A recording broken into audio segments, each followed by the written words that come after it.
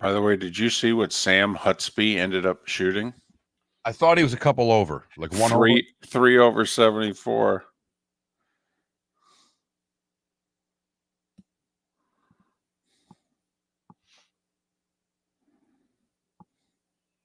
Lowry's at 7, a couple of birdies already. No.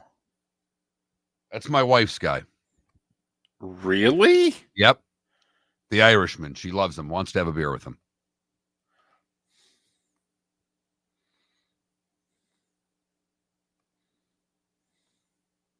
Morning, everybody. Maybe Jules, Coffenbaugh, AJC.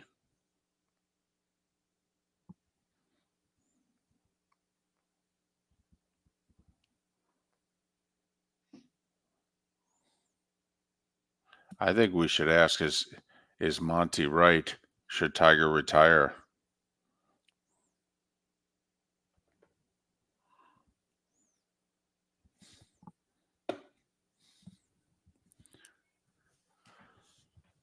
Spitz?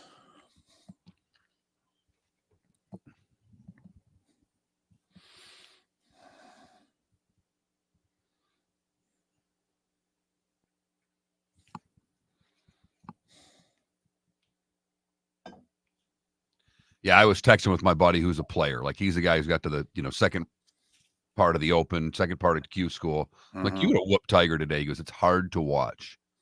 For guys who love Tiger saying that, it's hard to watch. Because obviously we get every shot still. Who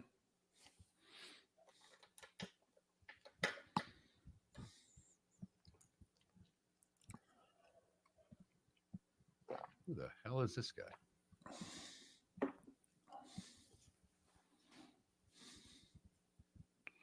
Oh, Marcel Seam. I was supposed to know who that was. 32-39. Why are we even watching this guy?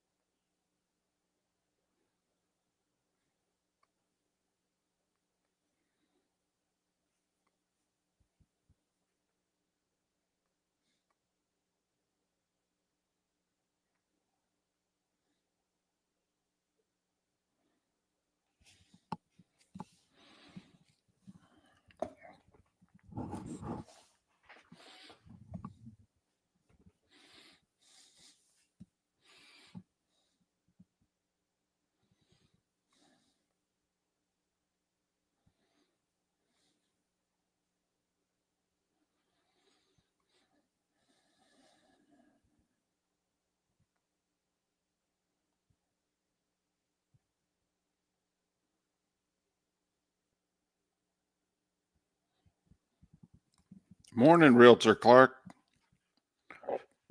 Canada Relief.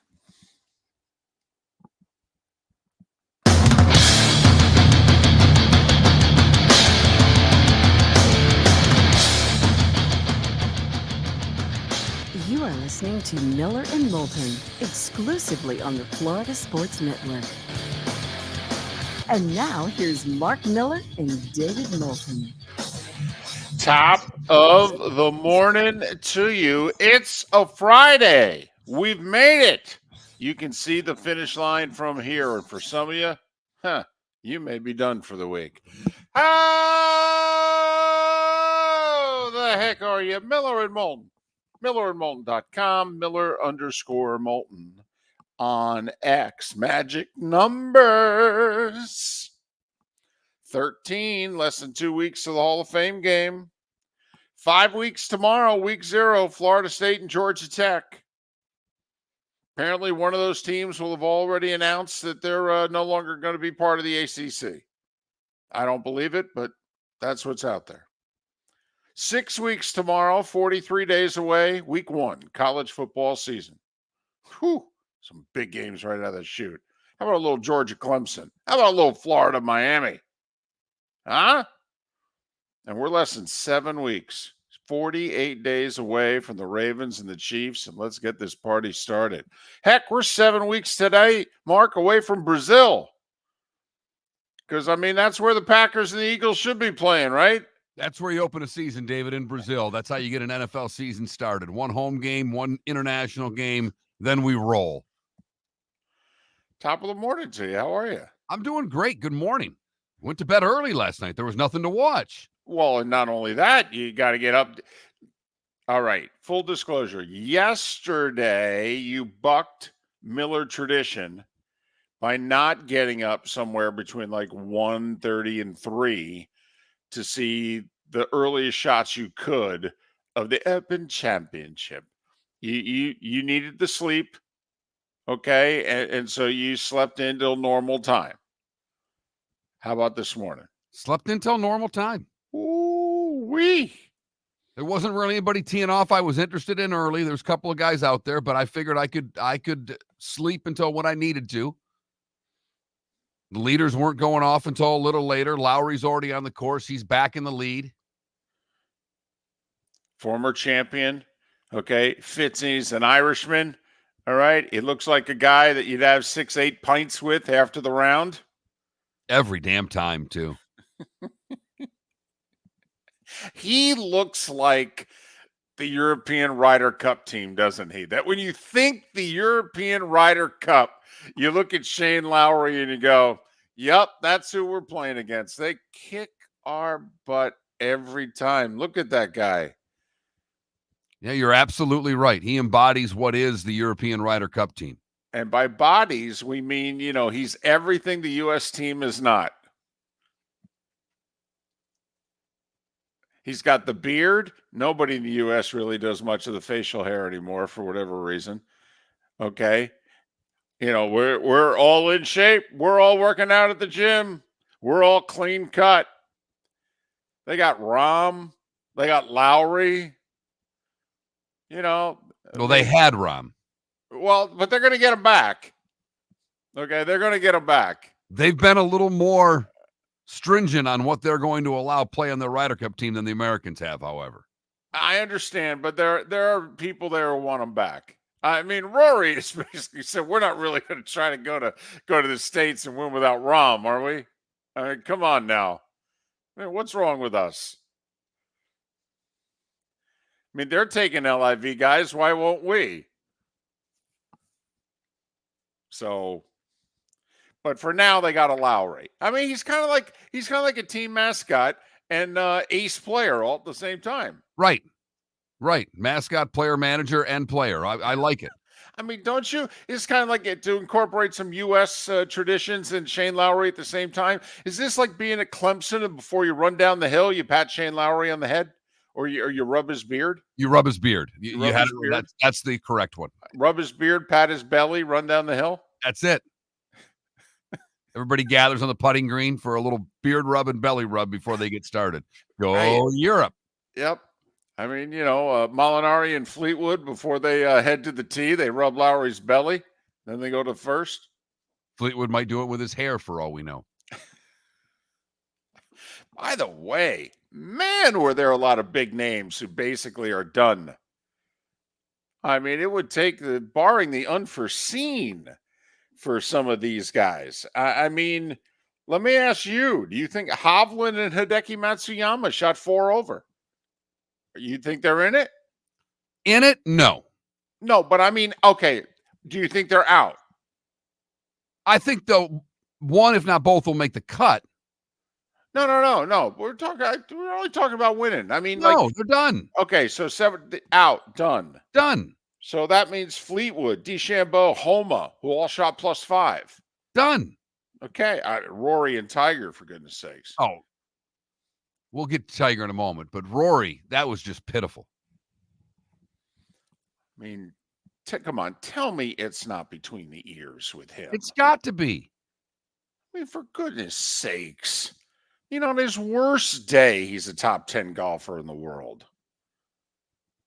I mean, my goodness, not only that, he's a tremendous ball striker. Rory doesn't win because he can't get the ball into the hole, not because he can't hit it great. He missed a fairway by 30 yards yesterday.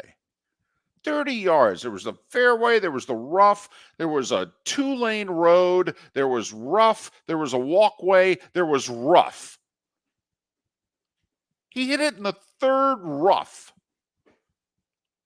He missed a road and a walkway. He was so far right.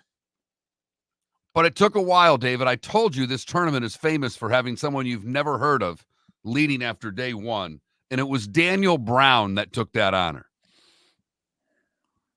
Who sounds like he could be from, Kentucky. But His turns first out he's ever major tournament. gotta love that. Bogey free. His first round ever in a major. He doesn't make a bogey. And he's playing with an amateur and an amateur who shot 1 over, actually, and another guy that shot 7 over. These are guys that are supposed to play 2 rounds and get the hell out of the way for the weekend. Right. They're filler. Yep. Man. Do love stories like that. Both opens, Mark, U.S. and British, are famous for, wait, who's that guy? Wait, what? And then they usually go away. They can linger a little bit at the Open Championship. They usually go away quickly at the U.S. Open. Sometimes even lead the first round, miss the cut. That has happened before at the U.S. Open. But, so do we want to get to Eldrick? I'm glad you referred to him with that name. Well, because that ain't Tiger. No, he looks done. I mean, that's always dangerous to do, to say that somebody's shot, somebody's done. But, I mean, you yesterday, and man, I wish you had offered real money on this one. It's par 71, and you said over under 73.5 for Tiger. And not only did we both go over, but we both were like, yeah, this should be awful for him. It's cool. It's a little bit of rain. It's 25-mile-an-hour winds. It's wearing multiple layers. I mean, anybody with a bad anything knows you need hot and sunny. You need to sweat. Things need to loosen up. I mean, anytime the weather is anything less than 80, he's been terrible since the car accident. I mean, there's a part of me in which he should almost check the forecast before he gets on his private plane. And if the forecast is going to call for days like this, he might as well stay home. Well, slow down because he just banged in a birdie to keep it at 10 over. Oh, well. So now he'll only miss the cut by 3 or 4 or 5 or 7. But this is going to be his 4 tournaments that he played in this year, right? He didn't play in anything else with the majors, did he? I don't believe so. Did he play in his own tournament? Well, does that really count? I don't think he did. I don't think he played in his own tournament. The one he hosts in California? Genesis, yeah. I don't think so. But T60 at the Masters, which, by the way, was last amongst those that made the cut. But he did make the cut. He did. But T60, MC, MC, MC, which is not hammer. It's miscut, miscut, miscut. And I think he'll still be able to make cuts at Augusta. The weather's usually good. He knows that course. He can get it around there with a couple of rounds and play on the weekend. But how much longer if you're Tiger, which is basically what Monty was getting at. Monty's kind of like, come on, this guy was magic. This guy had a charisma. This guy just, we don't want to see him grow old on the golf course. We don't. It just, walk away now while, we still think you're Tiger, is basically what Monty was saying. And he got ridiculed for it, and then Tiger kind of made fun of him, and and people made more fun of Monty. And then Tiger shot 79. Right. Proving Monty to be right. But the one thing I do think, like when Jack was a mere mortal, Jack didn't talk about winning. Jack talked about, I'd like to play the weekend, just do the best I can. I'm a part-time player now, but it's great to be out here. Stop showing up talking about winning, for goodness sakes. Will you please stop it? It's embarrassing. Well, that was the Tigers post-round presser yesterday. He was, I got to get something in the mid-60s so I can play on the weekend. You may believe that, Tiger, but we all know that there's no chance of you doing that. None. What's his lowest round since the accident? He doesn't play. Well, no, I know. I'm saying go out and play with these guys as a part-time, and he's not even a part-time player. No. I mean, he's an honorary player. That's exactly right. Exactly right. He's not even old enough for the Champions Tour yet. I mean, Jack didn't reach his status till he was nearly 60. Miller and Moulton. Big news yesterday. Big, huge, gigantic. We'll tell you about it next. Visit Jason and Todd at the Diamond District. Todd, have you noticed every jewelry store in town sounds like a broken record? I do. We're all saying and claiming the same thing. Largest selection, lowest prices, non-commissioned sales team. It's the same tune over and over. Exactly. It's just noise. Jason and I aren't all talk. We walk the walk, brokering diamonds directly, giving you the best value on GIA certified diamonds. That's right. We're not just selling jewelry. We're living and breathing it. It's our passion, and we're for real, not hired voices on the radio reading scripts. Come explore our collection of GIA certified diamonds and diamond jewelry with our curated assortment of rare and exotic gemstones. Also, we're excited about our previously enjoyed Rolex timepieces, as well as our large estate jewelry collection. Skip the noise and come feel the difference with your go-to guys for diamonds. Todd and I look forward to shaking your hand and welcoming you to our Diamond District family. At the Diamond District. Hey there, Miller and Moulton with a big announcement. Our show is enjoying the best ratings we've ever had in the mornings, yet we are in real danger of going out of business. You see, the financial backing to our show has disappeared on short notice. So in order to survive, we need advertising support. If you own a business that wants to reach men 25-54 or 35-64, we are the second best show in the market. And if you want to reach the show that people listen to the longest, then Miller and Moulton is the answer. We have made a lot of businesses, a lot of money since 2006, but now we need you to advertise directly with us. If you advertise directly with Miller and Moulton, the money goes to Miller and Moulton. So please, if you are a business looking to reach men, contact us directly. Text sponsor to 21,000. That's sponsor to 21,000. This is not a joke. Through no fault of our own, the show is in need of sponsors. Miller and Moulton. Text sponsor to 21,000 or go to that Mark Miller or the David Moulton on X. You are listening to Miller and Moulton on the Florida Sports Network.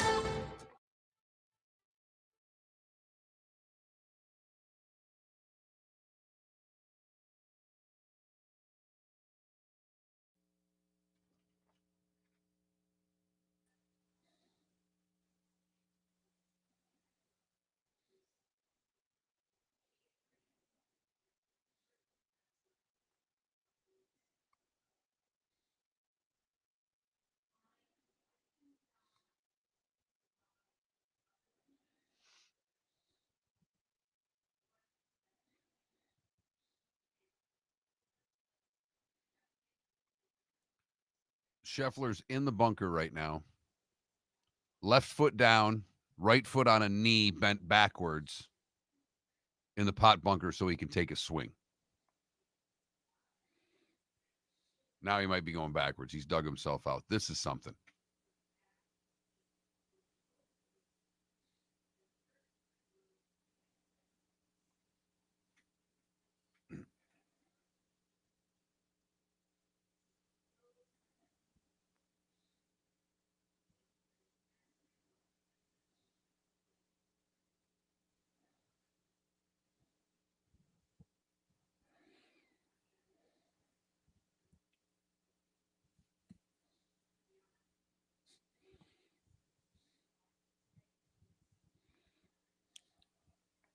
What a shot. He went backwards? No, he ended up going towards the hole and got it to about 12 feet. These guys are amazing. They really are. There's a little drinking game that I do in my head, mostly with the CBS announcers. Every time, and it's mostly Dottie Pepper, but any time they say something to the effect of, they'll be lucky to get it within however many feet. And then they proceed to knock it to within 6 feet. It's just like drink. I could put together a highlight reel for that announcing team and sit them in it for an hour and point out how many times they say they'll be lucky to get it within 20 feet. He'll be lucky to keep it on the green. Yeah. And they're like, 4 feet for par. I think I have a problem because I really enjoy listening to golf on the radio. Wow. I love it. I love everything about it. I love the voices they use. Is this like the first time you fell in love with MRN? Yeah. And you couldn't admit it to your friends? You're like, yeah, I love listening to NASCAR on the radio. So good. It is. So good. I love how they always get in all the sponsors too. All right. Going to the pits for that Sunoco gasoline. So Daniel Brown short sides himself in a bunker, hits it to 3 feet, gets up and down on one. I mean, right. And that's Daniel Brown. Right. And from the leader, we go to Eldrick Woods, who's plus 37. Let's see if he can hit the green from 160.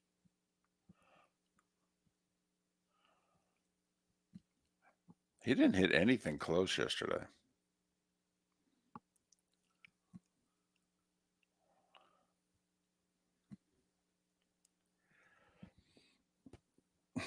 Where's the damn flag? He just hit that ball 30 yards over the green. 30 yards over the pin. It's on the green, but holy cow.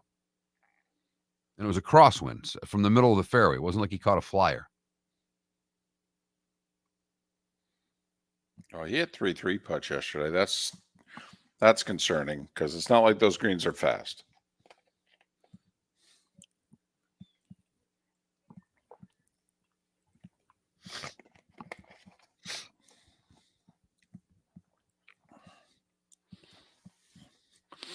Oh, Coffin Boy, you like when they say level? He's level.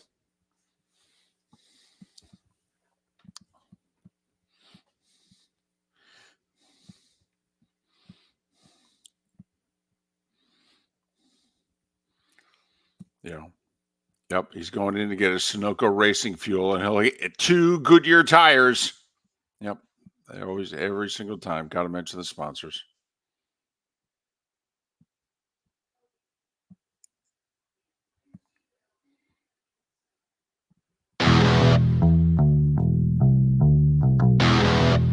You're listening to Miller and Moulton, only on the Florida Sports Network. And now, here's Mark Miller and David Moulton. 21 minutes past the hour. Whit Watson will join us 1 hour from now.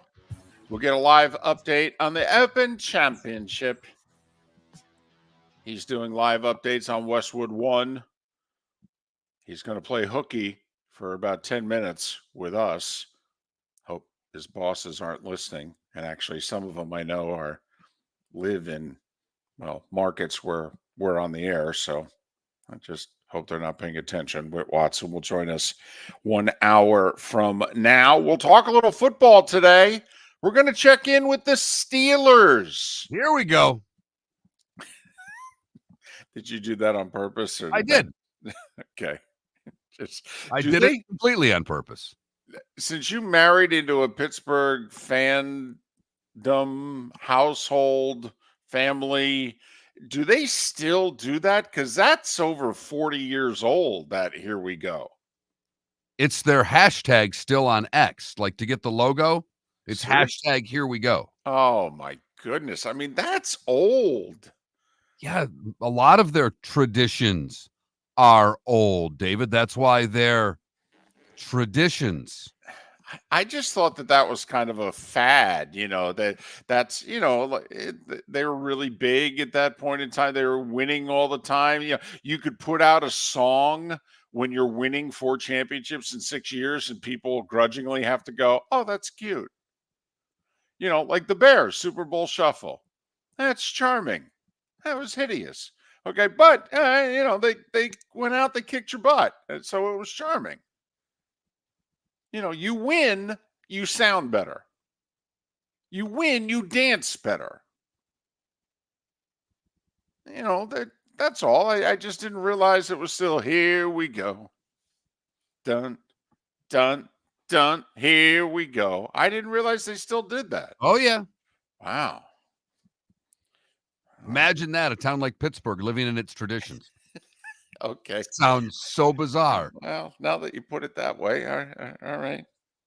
Make a dadgum good point.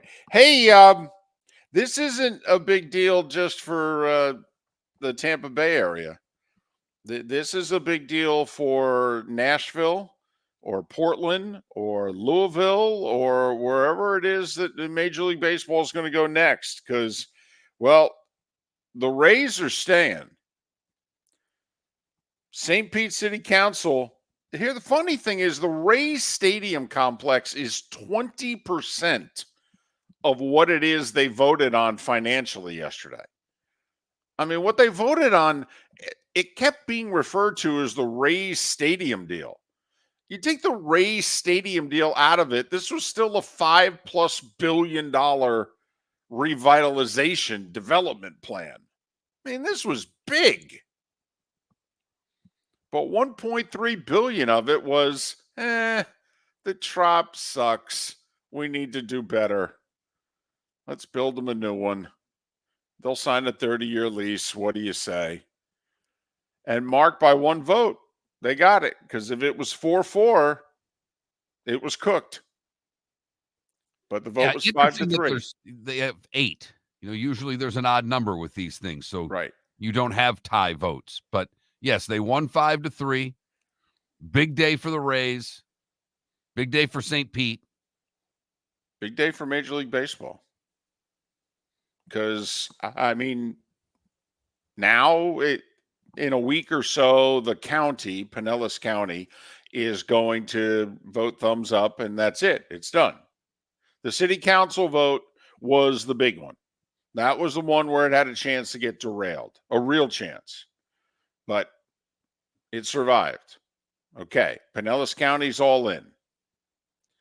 Well, then, okay. They're going to put shovels in the ground then by like March and have 3 years to build the new stadium. Be ready to go for 2028. So all we have to do is deal with the A's, right? Because once they put a shovel in the ground, wherever they're going to put the shovel in the ground for the A's,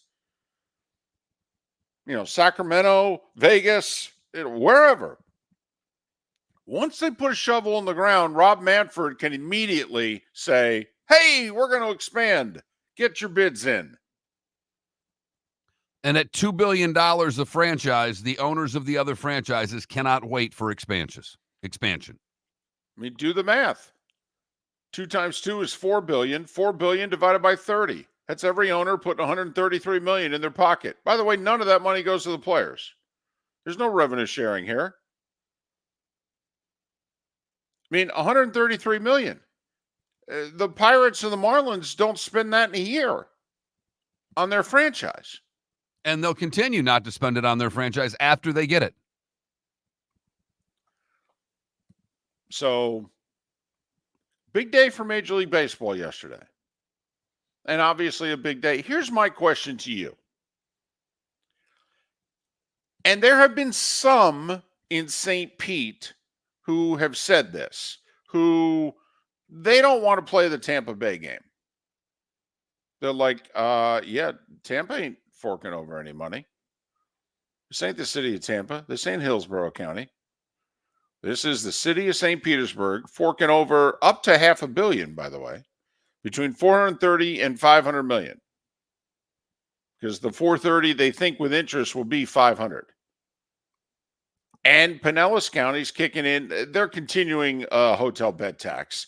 And so, in theory, tourists will fork over the 300 million and change that Pinellas County's chipping in.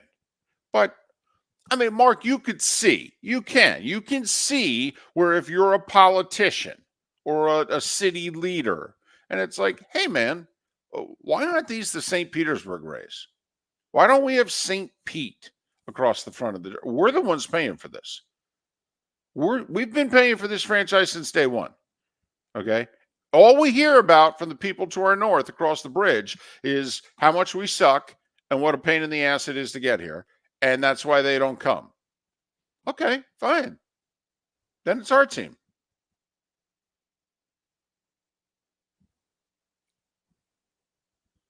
Do you think they should change their name? No, but there are people who have voted yesterday, okay, who do want the team to be St. Petersburg.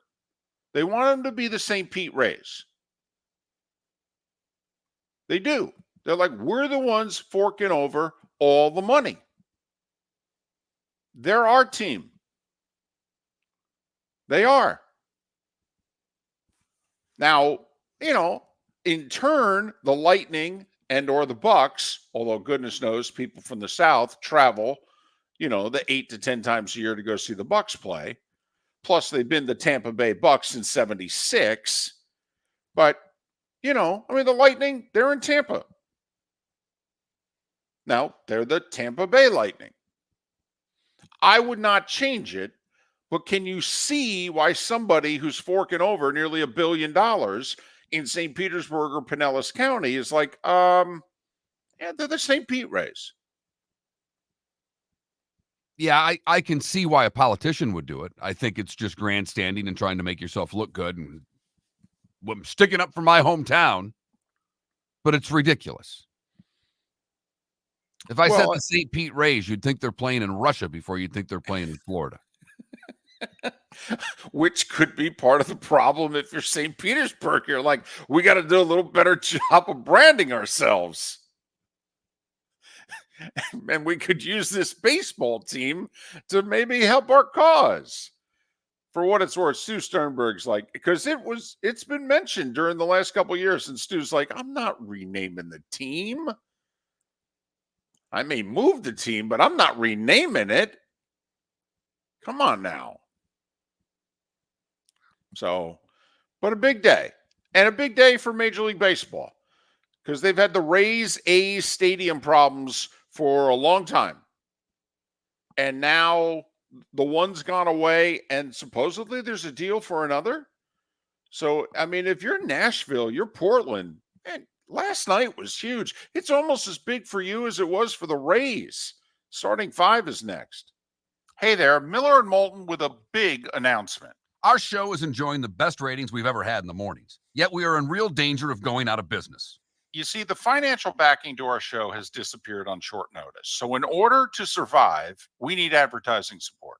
If you own a business that wants to reach men 25-54 or 35-64, we are the second best show in the market. And if you want to reach the show that people listen to the longest, then Miller and Moulton is the answer. We have made a lot of businesses, a lot of money since 2006, but now we need you to advertise directly with us. If you advertise directly with Miller and Moulton, the money goes to Miller and Moulton. So please, if you are a business looking to reach men, contact us directly. Text sponsor to 21,000. That's sponsor to 21,000. This is not a joke. Through no fault of our own, the show is in need of sponsors. Miller and Moulton. Text sponsor to 21,000 or go to that Mark Miller or the David Moulton on X.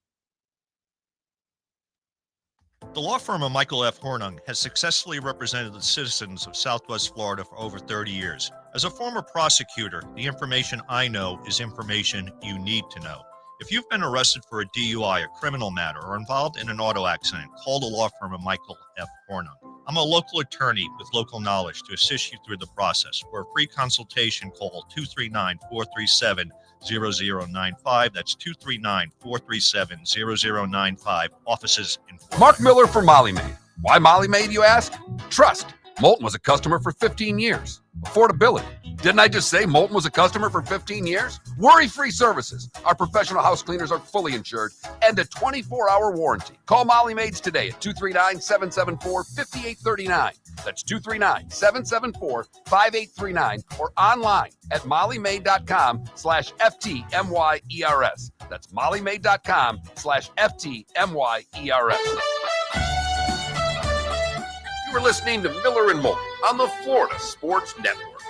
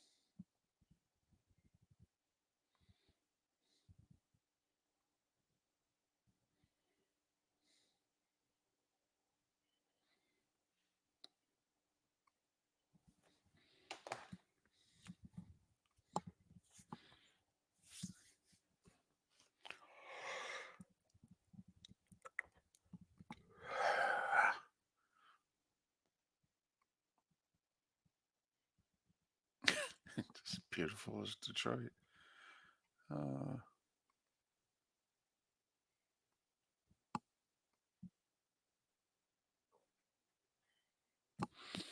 Yeah, I know. Internet issues all over the place.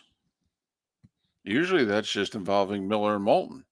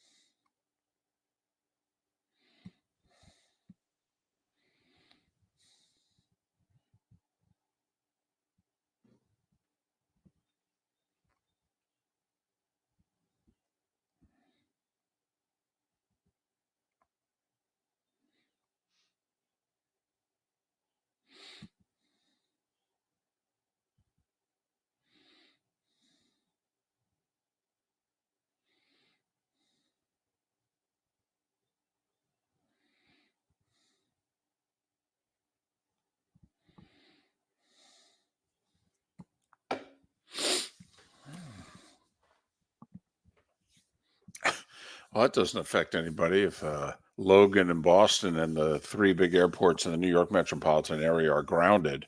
And, there's nobody affected by that. Oh, my goodness.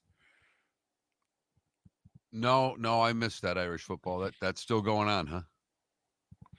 So they still do those conventions, huh? That's cute.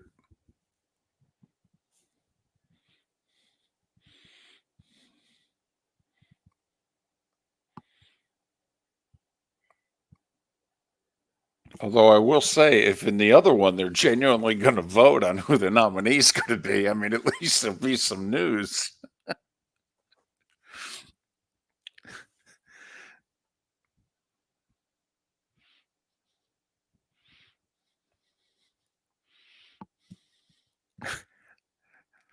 me when it starts. If the question is who's the nominee, I don't know. Oh, okay. Well, tell me when it's over.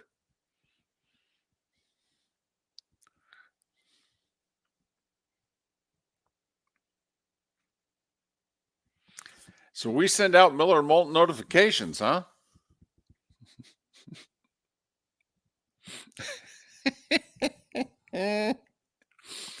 uh,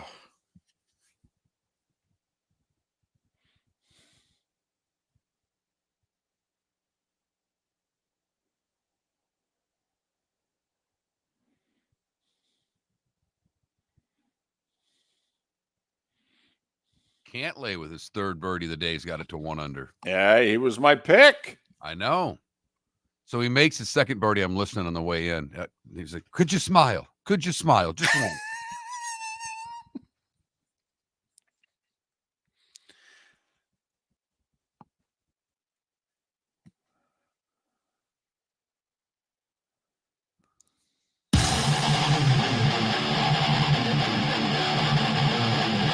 You're listening to Miller and Moulton, exclusively on the Florida Sports Network. 22 minutes till the top of the hour. Miller and Moulton. MillerandMoulton.com, Miller_Moulton on X. What are you thinking for a poll question, by the way? You want to go hard hitting? Do you want to go El Tigre? I do. And before we get to the poll question, and especially now, because we got this text, David. Listening to you guys put Tiger Woods down makes me very disappointed in you guys.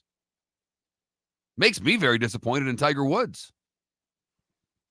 Well, I didn't do anything. I didn't shoot 79. Well, we're just asking the question. That's all. He finished dead last. No. He finished dead last in the Masters, and he's going to miss the cut in every other major. And what is most concerning for us is the fact that even he has said he feels a lot better this year than he did last year at this time.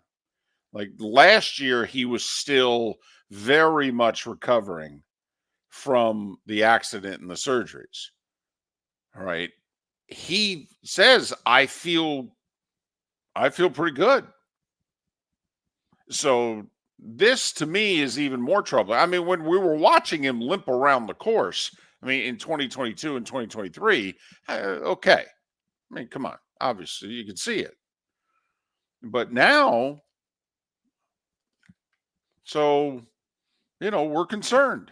We're concerned that it's lost, never to be found again. And if that is the case, how long, when you're an all-time great, some feel the greatest, how long do you keep doing it? That's all. The Starting Five stories you need to know. It's the Starting Five on Miller and Moulton. Here's number 1. I know the second round's been underway for 5 hours, but I got to be honest. I want to give this guy his props. 29-year-old Englishman Daniel Brown, his first ever round at a major championship. 6 birdies, no bogeys on a difficult day at Royal Troon for a one-shot lead over the Irishman and 2019 Open champion Shane Lowry. Lowry's already teed off. He got it to 7 under and had a one-shot lead. He then made a bogey. So Lowry and Brown. Brown is also teed off. He's played 2 holes. I believe he's gone par. He has. So they're both at 6 under par, and they are 3 clear of Justin Thomas, who's not going to tee off for another hour. Then you got a few golfers at 2 under. All right. Oh, by the way, one of them was Xander Schauffele, but he's already 2 over on the second round, so he's back to even. No, Schauffele's made a couple of birdies. He's back to 2 under. Oh, well, I got to admit, yesterday, my internet was ahead of your live golf coverage on USA Network. Today, you are ahead of my internet, which is very disconcerting to me. I got to be honest. Scotty Scheffler is still 1 under par, even on his round today. Jordan Spieth is 1 over on his round today, so he's in not in red figures anymore. By the way, give it up to 52-year-old Padraig Harrington. He shot 1 over yesterday, and he's even par halfway through his round today. Way to go there, Patty. There were 27 golfers at 2 over, including Phil, Rahm, defending champion Brian Harmon, Patrick Cantlay. Cantlay's on a bit of a heater. He's 3 under on the day, 1 under for the championship. And Colin Morikawa was also 2 over at the start of his second round. U.S. Ryder Cup captain, how weird does this sound? Keegan Bradley shot 3 over yesterday. Hovland and Matsuyama shot 4 over. Fleetwood, DeChambeau, and Homa shot 5 over. Rory with a 78, that's 7 over. Tiger with a 79, that's 8 over. Tiger was 3 over early on his round today, then made a birdie. So Tiger is 2 over through what, 6, 7? 7, I believe. 2 over through 7 on the day, 10 over for the championship. Right now, they're projecting the cut at 3 over. It will likely go up to at least 4 over. I would think 4 over. Lowest round on the course right now is 3 under. Cantlay's at 3 under, and also some guy who shot 81 yesterday is 3 under for his round today, and he's finishing up. Major League Baseball, big day for the Rays, St. Petersburg, and Pinellas County. St. Pete City Council voted 5-3 to give final approval to a $6.5 billion plan to revitalize the historic gas plant district, which will include a brand new stadium for the Tampa Bay Rays. $743 million of the $1.3 billion needed for the new stadium is coming from the city and the county. The city has given its approval. The county will next week. Rays will then sign a 30-year lease once the new ballpark is ready, which will be for 2028. Final step remaining, Pinellas County Commissioners to vote to extend the hotel bed tax to pay for their share. So, Mark, we'll have Steve Carney on in a little more than an hour. But, I mean, if you do the math, if it's $1.3 billion and basically $750 million of it is coming from the city and the county, does that mean Stu Sternberg's on the hook for $550 million? Well, that's, as you've been explaining this, and I've read through a couple of these, it sounds like it. Because nobody's talking about financing coming from anywhere else. And if the city and the county are like, well, this is what we're chipping in, help me out here. Where's the other 550 come from? It's got to be coming from Stu, right? Or the developers that are doing the whole project. Okay, so we'll talk to Steve Carney about whether or not Stu's going to pay anything at all, or whether he's just going to get a brand new ballpark out of the deal. But remember, the Rays Stadium is 20% of what got financed yesterday, even though the whole project keeps being referred to as the Rays Stadium project. By the way, post All-Star break, baseball gets underway tonight. Rays are in the Bronx to take on the Yankees. They are 500, the Rays. Yankees, 2 back in the loss column of the Orioles. Mets are in Miami to face the Marlins, beginning of a 4-game series. How much longer do the Marlins hold on to their guys? Don't you have to, I would have traded them all yesterday, in all seriousness, because the last thing I need is for them to get hurt. I got 10 more days for Jazz Chisholm to get hurt. I got a reliever and a starter that everybody wants. I'm not kidding, Mark. I would have traded him in the last 48 hours.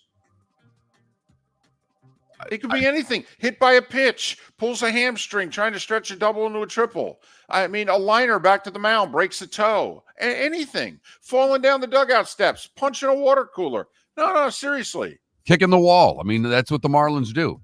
I mean, who was the golfer? I mean, hell, falling down your step. Dustin Johnson, for goodness sakes, couldn't defend at the Masters, right? Or the 1 year, because he fell down the staircase. Honestly, I would have traded him in the last 2 days. Phillies and Pirates in Pittsburgh playing a series. Cardinals and Braves in Atlanta playing a series. Red Sox and Dodgers, a rematch of the 2018 World Series in L.A. And how about a battle for first in the AL West? Houston, a game back in Seattle. So those two will play a 3-gamer in Seattle. Got some good series to start the second half, even though it's not the second half. The second half's been underway for nearly 3 weeks. Yeah, I've been annoyed with this is the most wins that Team X has ever had before the All-Star break. That's because the All-Star break's damn near at the end of July. It's because it's the latest we've ever had the All-Star break. Seriously, 60% of the season is already in the books. That's never been the case by the All-Star break before. Russell Westbrook.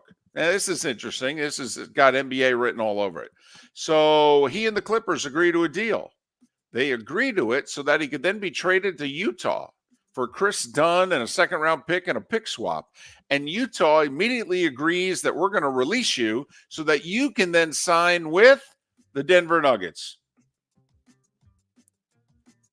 Now, of course, why the Clippers couldn't have traded him to the Nuggets, well, that's when a salary cap's involved, and so this is how they got around it. So Russell Westbrook, who's 35 and averaged 11 points a game last year, he's going to be first guard off the bench for the Nuggets, who need help because they've lost a couple of key guys off of their 8-man rotation from a year ago. Did you hear about the business dispute between Troy Aikman and Lamar Jackson? They're suing over 8. So Aikman's beer is called 8. He named it after his number. And he has petitioned for however many trademarks for 8.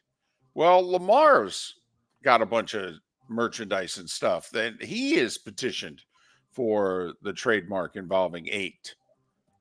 Apparently, by the way, there's like hundreds of trademarks involving the number 8 that are up for approval. I will say at first glance, Aikman seems to be wanting to use the word 8. Lamar seems to be wanting to use the number 8 in what he's doing. I mean, from what I saw yesterday, Mark, literally, if both sides put their plans down, none of them look to overlap at all. It's kind of like, well, you could do your stuff with the number. I could do my stuff with the word. There's no problem here. Don't want to confuse the customer, though, David. But, you know, it's trademark, and so we'll see if either one gets it or if they can work out a settlement or what have you. College football, Alabama is going to name the field after Nick Saban. So you're going to play Alabama at Bryant-Denny Stadium on Nick Saban Field. I will say, you know, once you put somebody's name on the stadium, it's tough to take it off. Very true. I mean, nobody knows who the heck's Denny. Seriously. I mean, you know, that I know a lot of people are going, Bryant Denny? Who's Denny? And obviously, Denny goes back to the early 1900s. Obviously. Okay? Obviously. That's what we were all thinking. Of course. But, you know, and we all know who Bryant is. That's Coach Bryant. Statue out front and everything. But anyway, so they're going to be playing on Nick Saban Field. I just wonder if the same rules still apply to the student body. Do they still have to get there 2 hours early from when Coach DeBoer walks the field before the game? I would imagine that tradition will stay the same. Okay. Abney Haynes passed away yesterday at the age of 86. He was one of the early AFL stars, if you will. He played for the Dallas Texans, and then they would move to Kansas City, and he would play for them for a couple years there. He also played for Denver, and he finished up with the Dolphins and the Jets. But Abney Haynes passed away at the age of 86. And at 9 minutes before the hour, that was the starting 5 every weekday morning at this time on Miller and Moulton. She's got the hiccups again. I know, and she was doing so well this week. She's become very unreliable. I think we're going to have to fire her. I do think, Vicky, you've had a good run, but I think we're going to have to move on. So there you have it. By the way, for those of you who have asked in our Twitch chat room, the Open Championship is on USA Network. Was any of it on Peacock? Like, you know, I think early morning until a certain point. I don't know what time they begin their coverage on USA, but last night they finished, or yesterday afternoon, I think they finished up at 3 and then the rest of the coverage for the rest of the day was on Peacock. They were making that switch. I love when they throw that final hour on a streaming service. But then again, if you've got somebody really noteworthy that's playing. Well, yesterday you had Brown playing. Right. And I mean, what can Brown do for you? Well, he can lead the Open, thank you.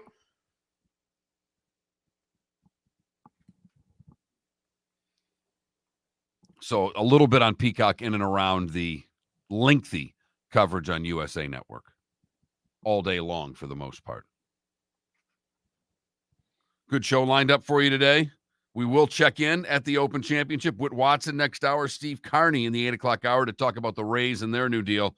And Alan Saunders covers the Steelers as our training camp tours continue. We will head to Pittsburgh to find out what's up with the Steelers today. By the way, I apologize. I misspoke. I said it was Abney Haynes. Don't know why I said that. His first name was Abner. So Abner Haynes, early AFL star who passed away yesterday at the age of 86. I have to admit, you know how I am about name pronunciations, my own and others. I mean, that'll bother me all day. Really? Yeah, absolutely. I will be mad at myself all day over that. Mispronounce somebody's name. What the heck? Especially someone from an early AFL star. Right. Because I'm an old soul. Oh, Miller and Moulton. Whit Watson in less than a half an hour. Steve Carney in an hour. Thanks for being with us. Miller and Moulton. Mark Miller for Molly Maid. Why Molly Maid, you ask? Trust. Moulton was a customer for 15 years. Affordability. Didn't I just say Moulton was a customer for 15 years? Worry-free services. Our professional house cleaners are fully insured and a 24-hour warranty. Call Molly Maids today at 239-774-5839. That's 239-774-5839 or online at mollymaid.com/FTMYERS. That's mollymaid.com/FTMYERS. The law firm of Michael F. Hornung specializes in criminal defense, DUI, personal injury, nursing home claims, and auto accidents. I'm a former prosecutor with over 34 years of experience. The information I know is information you need to know. If you've been arrested for a DUI, time is of the essence to maintain your driving privileges. Call the law firm of Michael F. Hornung for a free consultation. At the law firm of Michael F. Hornung, we are committed to excellence in your representation. Being a local attorney with local knowledge is clutch to the success of your case. For over 30 years, we have successfully represented the citizens of Southwest Florida. For a free consultation, call 239-437-0095. That's 239-437-0095. Our offices are conveniently located in Fort Myers. Visit online at mfh-law.com. Hey there, Miller and Moulton with a big announcement. Our show is enjoying the best ratings we've ever had in the mornings, yet we are in real danger of going out of business. You see, the financial backing to our show has disappeared on short notice. So in order to survive, we need advertising support. If you own a business that wants to reach men 25-54 or 35-64, we are the second best show in the market. And if you want to reach the show that people listen to the longest, then Miller and Moulton is the answer. We have made a lot of businesses, a lot of money since 2006, but now we need you to advertise directly with us. If you advertise directly with Miller and Moulton, the money goes to Miller and Moulton. So please, if you are a business looking to reach men, contact us directly. Text sponsor to 21,000. That's sponsor to 21,000. This is not a joke. Through no fault of our own, the show is in need of sponsors. Miller and Moulton. Text sponsor to 21,000 or go to that Mark Miller or the David Moulton on X.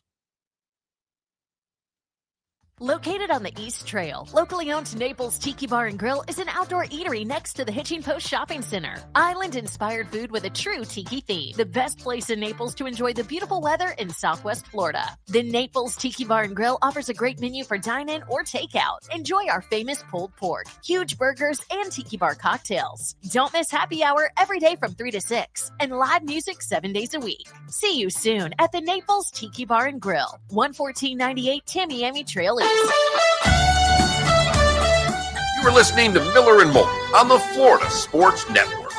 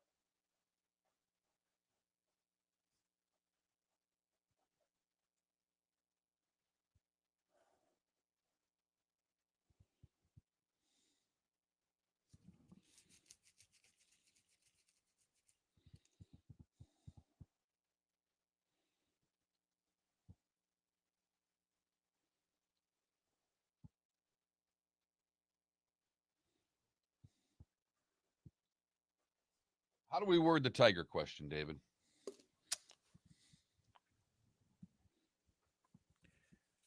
Was Monty right?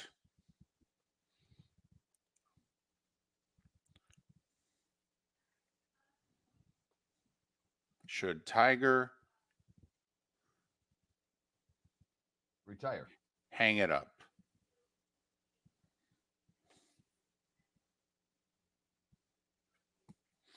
Yeah, Sonny, here's my question. I didn't see anywhere where they named who the commentator was. How could we not know specifically who the person was who talked about Tiger being on all those painkillers?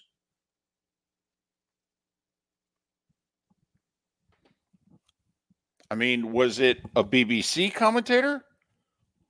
Was it an NBC Golf Channel commentator?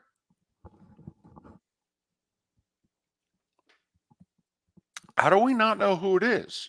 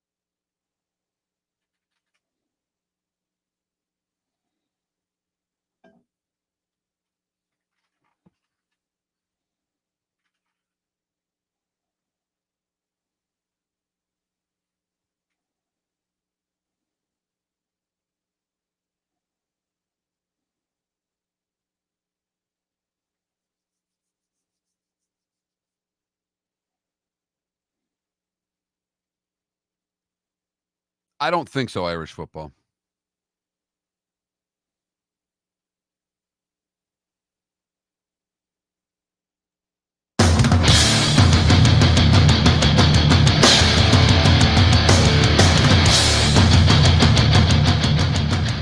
You are listening to Miller and Moulton, exclusively on the Florida Sports Network.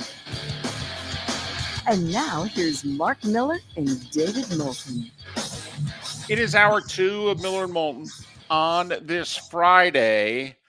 Thanks so much for being with us. We're 13 days away from the Hall of Fame game for those of you that just need to see football players hitting one another.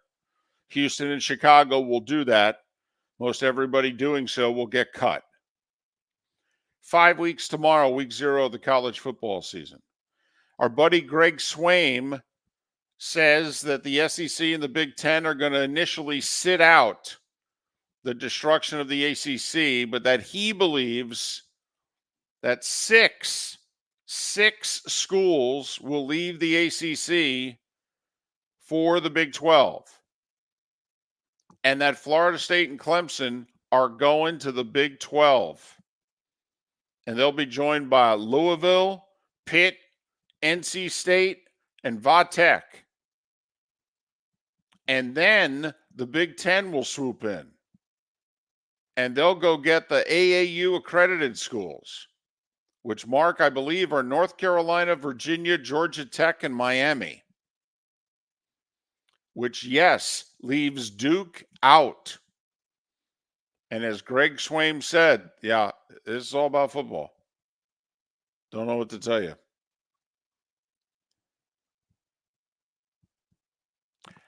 What would you think of the Big 12? If the Big 12, which, by the way, I think would give them 22. 22 they're schools. At 16 right now. Correct. So let's just say the Big 12, in which we wonder going forward, is there a school, a program currently in the Big 12 that we think can consistently be a top 10 program where you have to think about them and talk about them as being a legitimate national championship contender? And Mark, you believe the best program in the Big 12 currently and for the foreseeable future is Utah. I do. And at their best, they crack the top 10. They're a top 20 team, but at their best, they crack the top 10, and they're at the bottom end of it. Right. I think of Utah as the top 15 program. Yep. I agree with that. And so 12-team playoff in 2 years, it'll be a 14-team playoff. Never mind the fact that the Big 12 champion is going to get an automatic bid, but you know what I mean? That's the other thing. Right now, when we all look at the Big 12, do we see a conference where a second team will get a wild card berth, if you will? Like when we look at the ACC right now, we think, well, if Clemson were to win it, Florida State could be a wild card, and vice versa. Never mind, what if Miami actually became, wait for it, Miami again? And at least according to the Blue Chip Index, they are. And the one thing we know Mario's doing is he's getting the players, he's getting the bodies. He's crushing at recruiting. Yeah. Now, if we could just find a coach to coach on game days, right, they would be in great shape. Right. So, but now let's go forward. If Florida State, Clemson, Louisville, and it really pained Louisville that the Big 12 had a choice all those many years ago, about 15 years ago now, between Louisville and West Virginia, and they chose West Virginia, and it really frosted Louisville. I mean, they were not crazy, believe it or not, about going to the ACC, even though basketball is their number one sport. There's no school, by the way, that generates more revenue from their basketball program than Louisville. They're number one in revenue, even more than Kansas, North Carolina, Duke. They are. No school generates more revenue from basketball than does Louisville. It's a big deal. But Florida State, Clemson, Louisville, Pitt. And remember, think who's in the Big 12 now. Now you'd have Pitt, you'd have West Virginia, you'd have Cincinnati, you'd have Louisville. That's a nice little pod. Nice little Midwestern pod right there. If you want to go with one. Okay. So Florida State, Clemson, Louisville, Pitt, NC State, Vatech.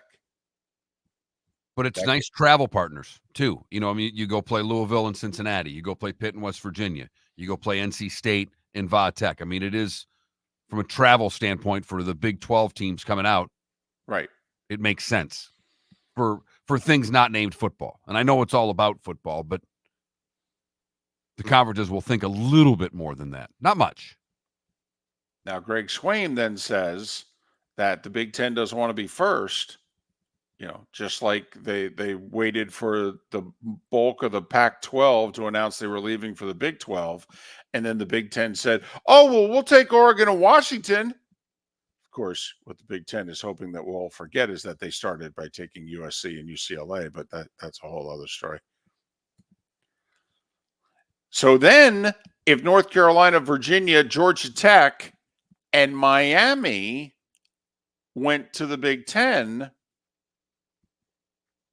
first off, let's just talk about who's left. Well, here's the funny thing. You'd have Cal, Stanford, and SMU. I'm sorry for laughing. You'd have Duke. Wake Forest.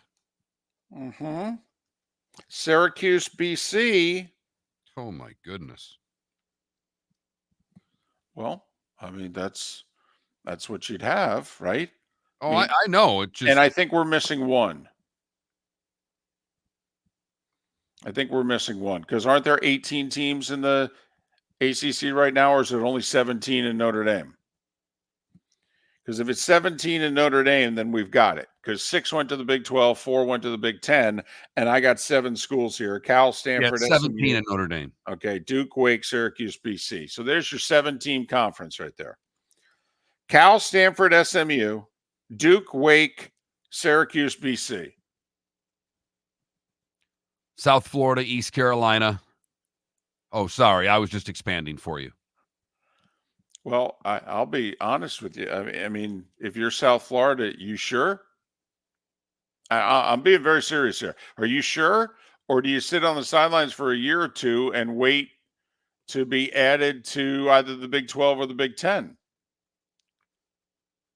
And don't laugh, because really, Miami's the only school that you want in Florida? I just can't see the Big 10, David, taking a directional school. I cannot. Okay. But what if they don't go by South Florida anymore? What if they go back to by being known as USF? See, lately they've been into saying South Florida. They, for the longest time, they were USF. Now they want to be South Florida. I don't ever see that going to the Big 10. I don't.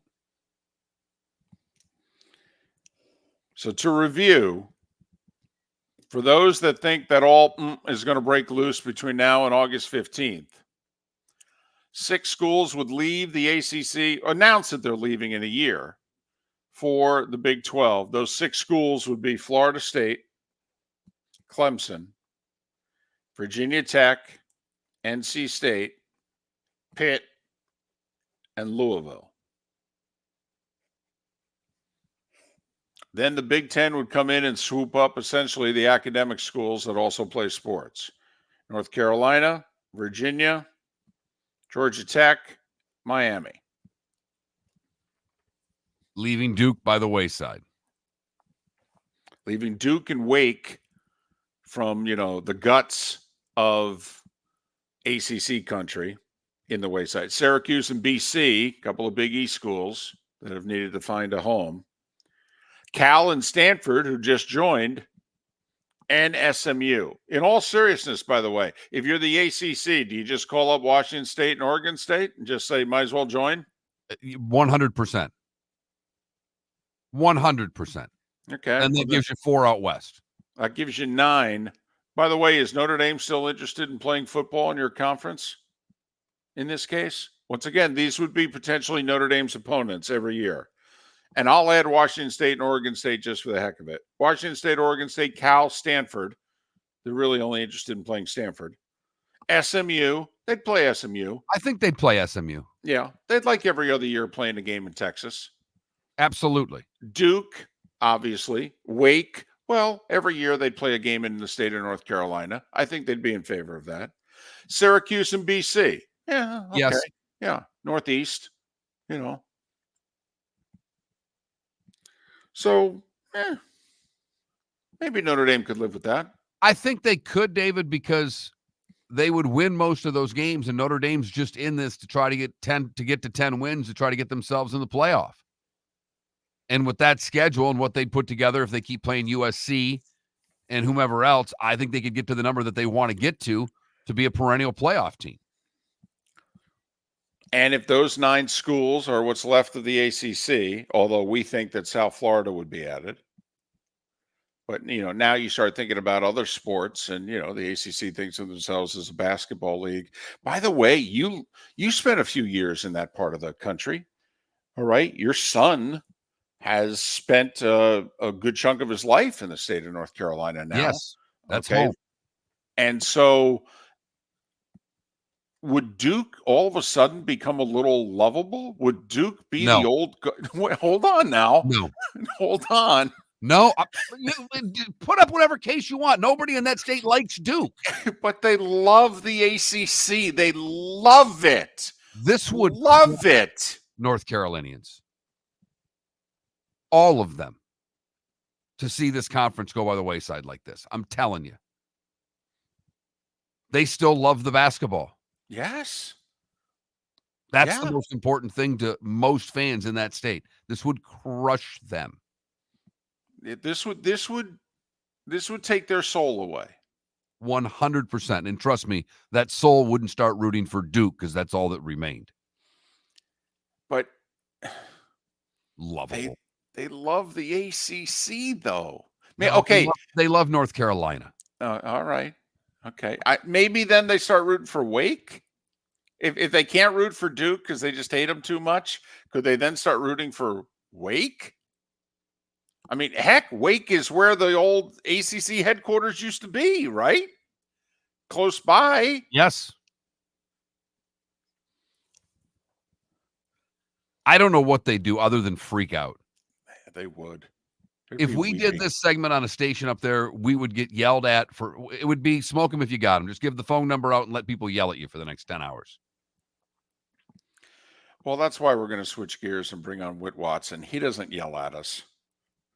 All right. One of the reasons why we like him. Also, he's covering the Open Championship for Westwood One. So we'll talk a little golf on the other side. Miller and Moulton, Florida Sports Network? No.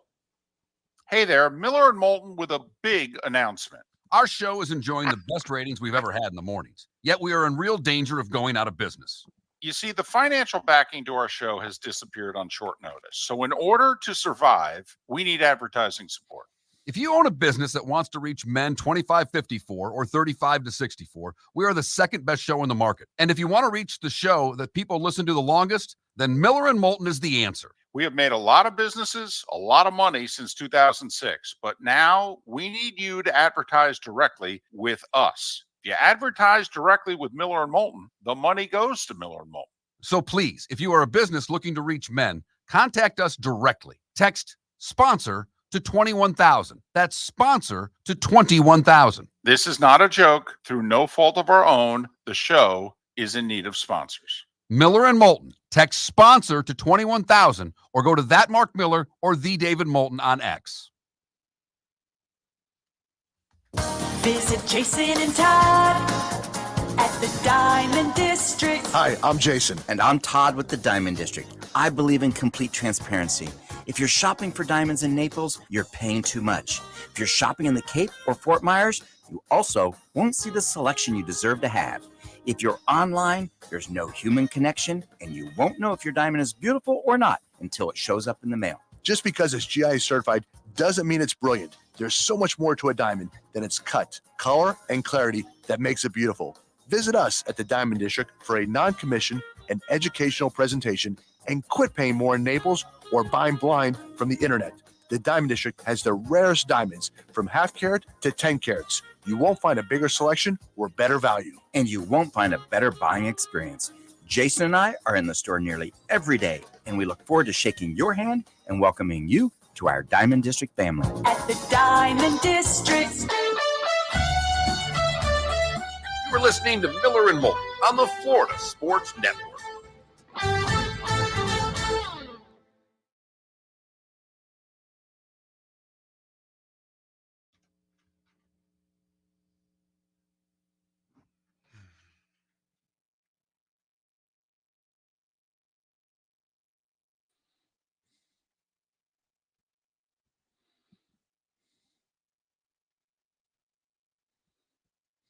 A couple, Deadstroke. We are in desperate need of several more. We haven't signed anybody since the plea.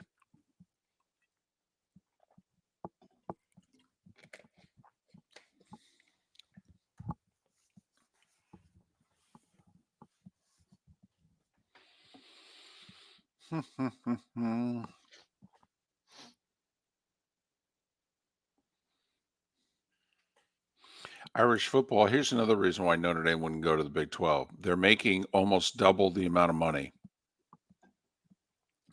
with the way they have it now between NBC and the ACC than they would if they went to the Big 12. And even if the Big 12 was able to get a financial investment and what have you, they'd still be making 50% more easy than what they would make if they went to the Big 12, unless special arrangements were made. And Notre Dame's feeling is why make the special arrangement? Also, Irish football, you're trying to make the playoff. And you have a chance to get away from Florida State and Clemson.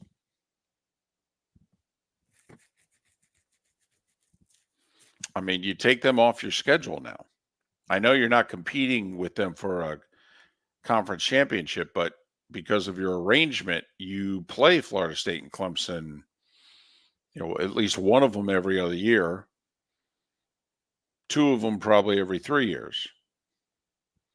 So I would say your road gets easier hanging out where you're hanging out. And Notre Dame's trying to have their cake and eat it too. And they've been able to pull it off successfully. I mean, Brian Kelly 3 times got them in the playoff when it was just first a 2-team playoff, and then twice when it was a 4-team playoff. And now that it's going to be a 12 and then a 14-team playoff,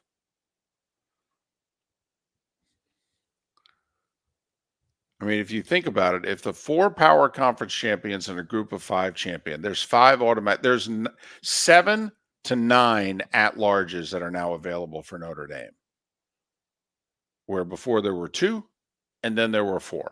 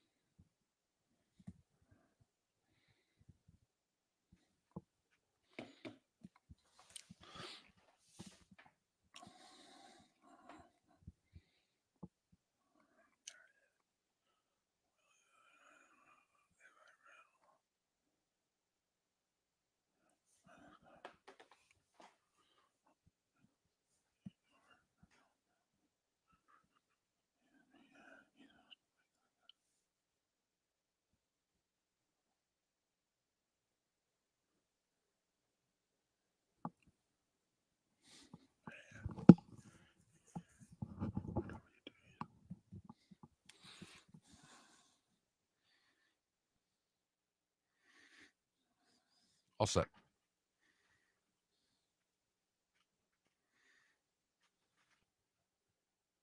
Financially, Irish football. I mean, that's, once again, the Big Ten makes sense if the Big Ten's going to play hardball with Notre Dame. And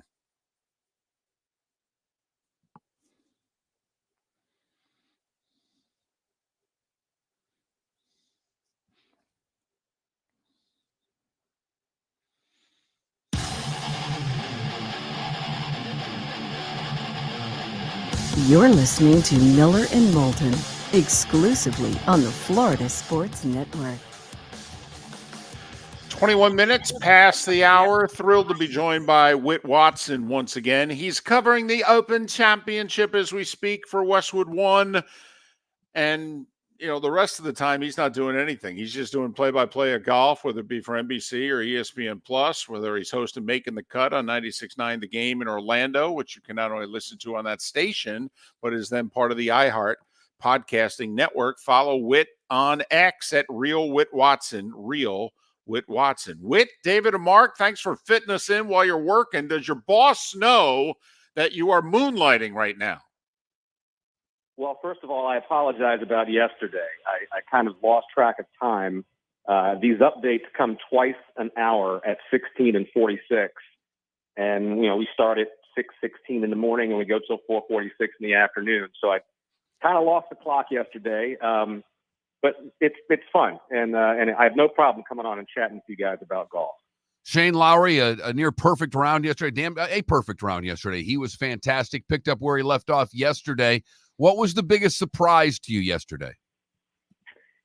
Well, I guess the biggest surprise to me was the same thing that surprised most of the players, and that was that the front nine was so much harder than it usually is. And this is a little inside baseball, but all the players said that the prevailing winds at Royal Troon are typically helping you on the outward nine and then against you on the inward nine. And this is a real traditional links golf course. It's out and then back in. And so yesterday, the wind was 180 degrees from what it usually is. And not a single player had ever prepped in those conditions. So the front, everyone says you got to get your birdies on the front and then keep both hands on the wheel on the back.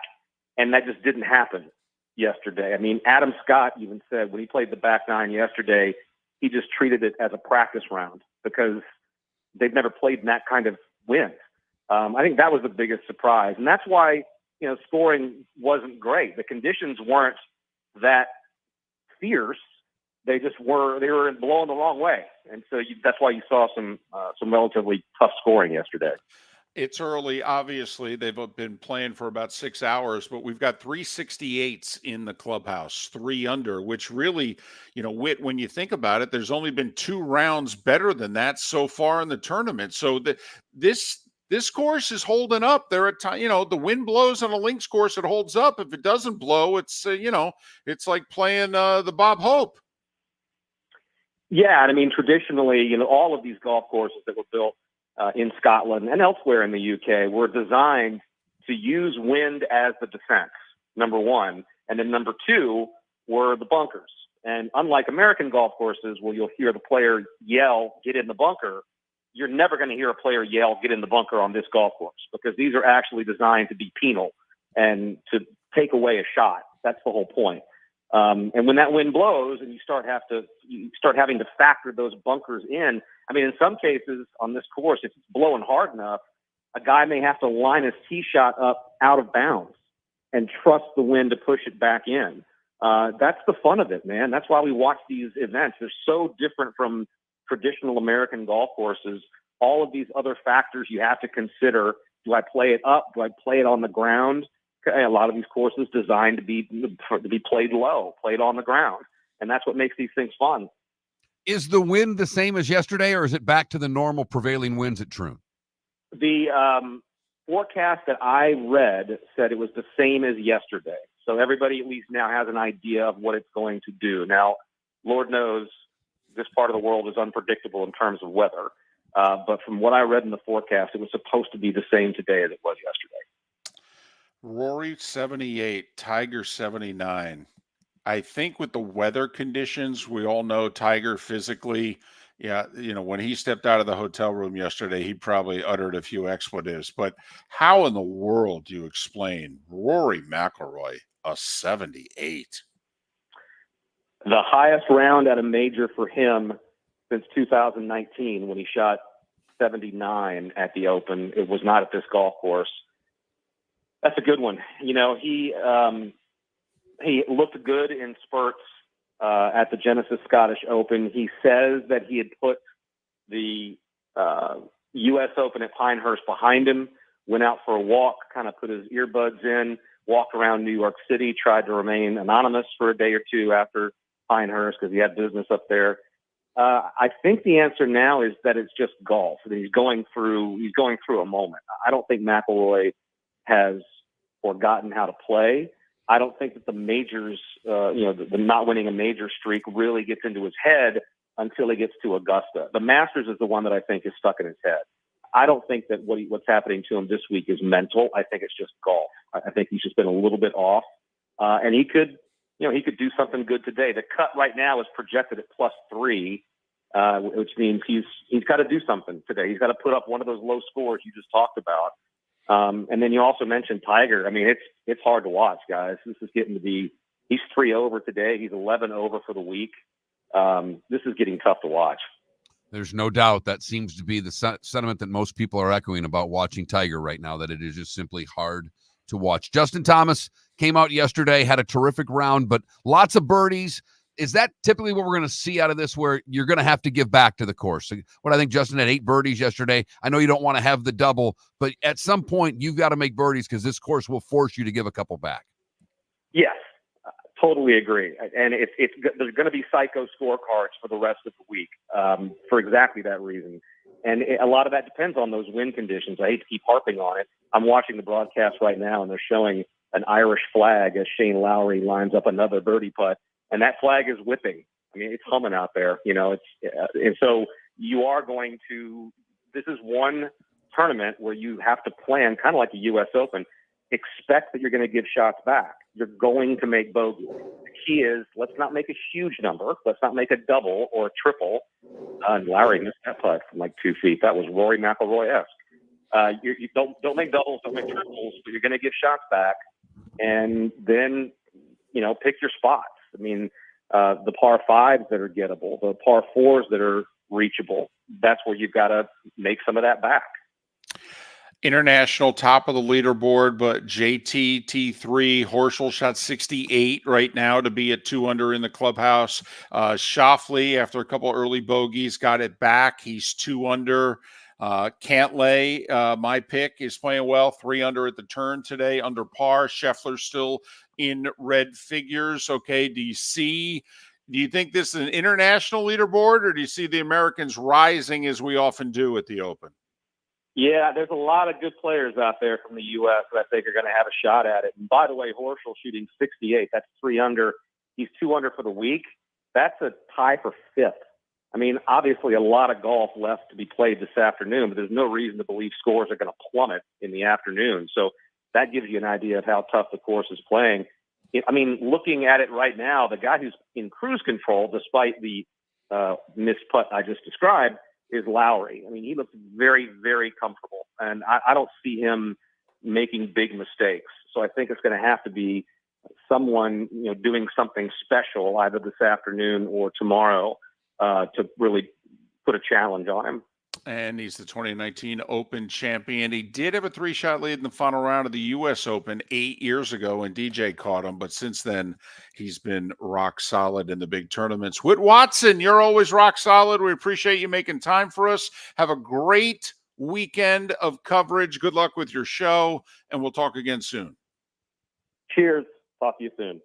Whit Watson, weekly, making the cuts, the show.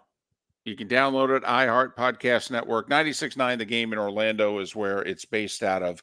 But he does golf. Westwood won this week. Otherwise, he's doing a lot of play-by-play, whether it's for Peacock or ESPN Plus for the most part. Alex Noren, an early birdie. He's got it to 3 under. Browns made 1 bogey on the day. He is 5 under. Shane Lowry at 7 under is your leader. As David mentioned, Patrick Cantlay having a pretty good day today. 3 under on the day, 2 under for the tournament. He is tied for 5th. Justin Thomas tees off in about 20 minutes time. Miller and Moulton. MillerandMoulton.com, Miller_Moulton on X. Steve Carney in a half an hour to talk about the Rays getting a new stadium. And we'll talk some Steelers on the show coming up. Hello, friends and family of Southwest Florida. Are you looking to tap into the electric vehicle market? Well, look no further, because we here at Southwest Florida Golf Carts have just what you need. E-bikes, golf carts, LSVs, scooters, and more. Come down and talk with one of our experienced sales reps, have a soda and a smile, and you could be cruising the streets in your new EV today. Stop by the store or visit our website at flgolfcarts.com and enter for a chance to win $100 off your next purchase by answering John's monthly sports question. The law firm of Michael F. Hornung specializes in criminal defense, DUI, personal injury, nursing home claims, and auto accidents. I'm a former prosecutor with over 34 years of experience. The information I know is information you need to know. If you've been arrested for a DUI, time is of the essence to maintain your driving privileges. call the law firm of Michael F. Hornung for a free consultation. At the law firm of Michael F. Hornung, we are committed to excellence in your representation. Being a local attorney with local knowledge is clutch to the success of your case. For over 30 years, we have successfully represented the citizens of Southwest Florida. For a free consultation, call 239-437-0095. That's 239-437-0095. Our offices are conveniently located in Fort Myers. Visit online at mfh-law.com. Located on the East Trail, locally owned Naples Tiki Bar and Grill is an outdoor eatery next to the Hitching Post Shopping Center. Island-inspired food with a true tiki theme. The best place in Naples to enjoy the beautiful weather in Southwest Florida. The Naples Tiki Bar and Grill offers a great menu for dine-in or takeout. Enjoy our famous pulled pork, huge burgers, and tiki bar cocktails. Don't miss happy hour every day from 3 to 6 and live music 7 days a week. See you soon at the Naples Tiki Bar and Grill, 11498 Tamiami Trail East. You are listening to Miller and Moulton on the Florida Sports Network.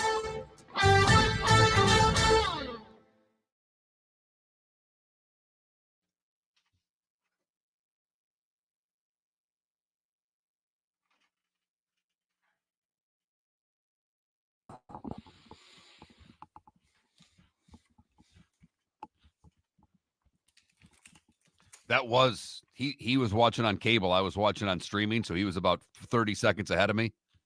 That was Rory on 16, that putt, or on little bender on 18 rather, little bender. Was it for birdie or par? Yeah, for birdie. He made a great shot out of the heather to get tight. What does Heather have to do with it? That was a popular name, but remember Heather's, Jennifer's? Oh, Heather's and Jennifer's were big. I mean, come on, Karen was big. No one's ever going to be named Karen again. That name's going to die. I had a stepsister named Karen.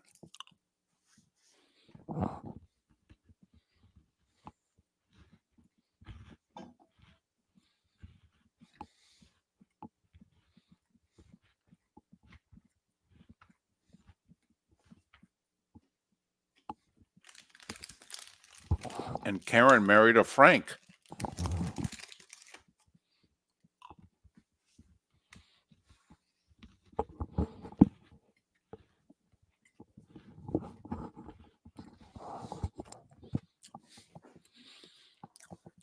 My gut is that Spieth won't win another major, but I'll say this. I think Spieth can still win at majors where length and an obscene amount of birdies is not needed. Because Spieth makes too many bogeys, I think. He'll never win a U.S. Open again. He just doesn't hit it straight enough, in my opinion. And believe it or not, I don't know if he'll win a PGA again because he makes too many bogeys. And you usually have to go pretty damn low to win a PGA. But he can win an Open Championship, and he can win the Masters.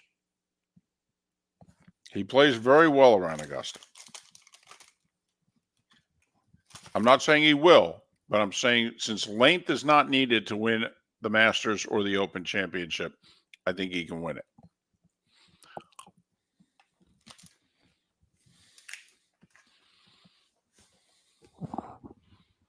Oh.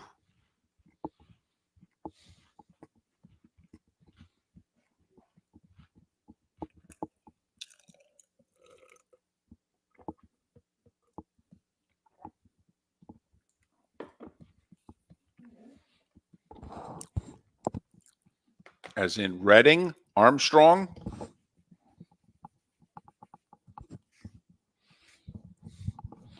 I loved Otis Armstrong with the Broncos.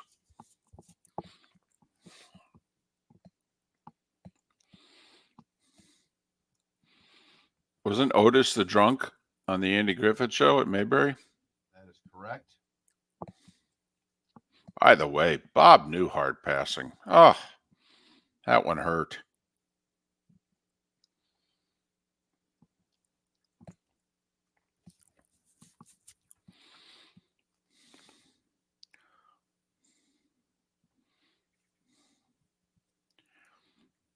Don't know if there's ever been a funnier, clean comedian. I was trying to find his bit where he was doing the psychiatrist bit where he's on the bridge where people are jumping. I couldn't find it yesterday because when you put in suicide, Newhart just came up with all death stories of him dying.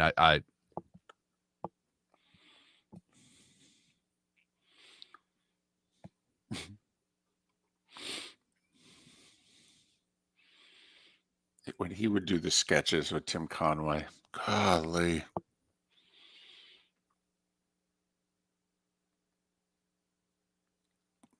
Tim Conway made Bob Newhart laugh. That's how funny Tim Conway was. Golly. All right.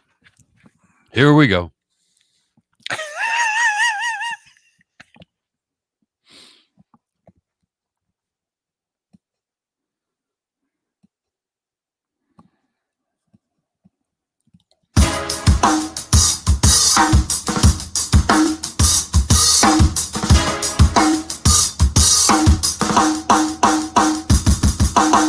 Welcome back to Miller and Moulton, only on the Florida Sports Network.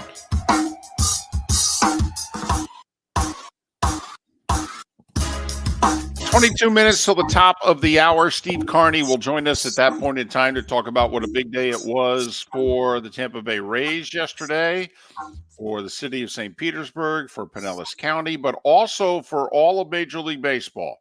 Huge day for Nashville, Portland, Montreal. There are even talks of Mexico City, although Rob Manfred is not high on Mexico City as an expansion city. Adam Silver is. Yes, he is. Adam Silver's all in on Mexico City as an expansion city. Rob Manfred is not.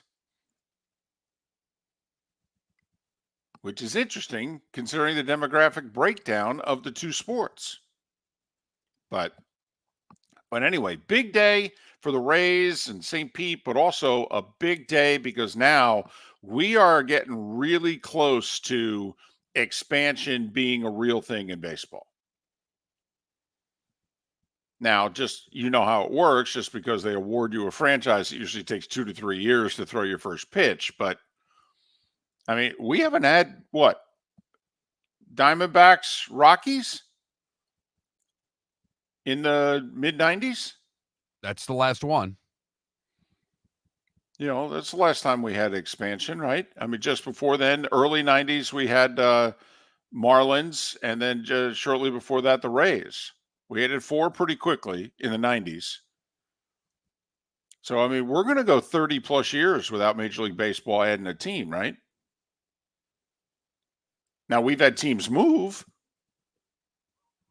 but we haven't added anybody. They've been at 30 for a while. And you're inclined, by the way, how about this? When we talked about this earlier in the week, you're inclined to go 4 8-team divisions in baseball. I am. How about, like right now, we have 6 5-team divisions. Remember how when the NFL, for the longest time, they had 5 teams in 2 divisions? And then, like, you know, the rest of the division, not every division, or we had 2 5-team divisions and a 4-team division. That's right. So would you instead keep it 6 divisions, but just add like Nashville to the, by the way, would you add them to the South so they'd play the Braves, or would you add them to the Central, which fits their time zone?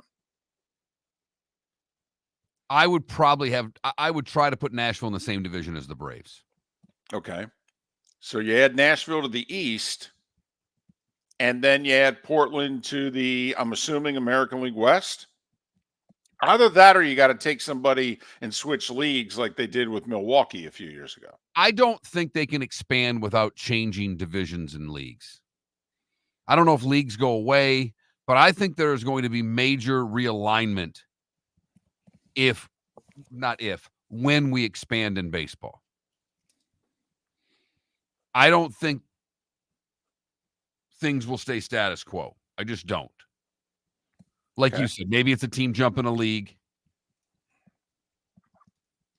Here's the interesting thing, though. If you add Portland, you get kind of like the problem they have in the NHL. And I know nobody pays attention to this, but the NHL has one too many Western teams. They do. And that's why their divisional alignment's a little awkward. You add Portland, Mark, you've got one too many teams out west. Because right now you got 8. You got Seattle. You got Oakland, San Francisco. You got the 2 in LA. You got San Diego. You got Colorado. You got Arizona. You add Portland. Now you got to take Colorado out of the West. Yep. Even though Oakland's not going to stay Oakland anymore, we think it's going to become Las Vegas. And you actually think, wow, Denver and Vegas, it kind of probably would like to play each other. It'd be, Colorado doesn't have anybody nearby as a rival. And I know that's not nearby, but I mean, it's a short flight. So, now you get Colorado, and where are you going to put Colorado with? Like, if you want to go the 8-team divisions, Colorado's out.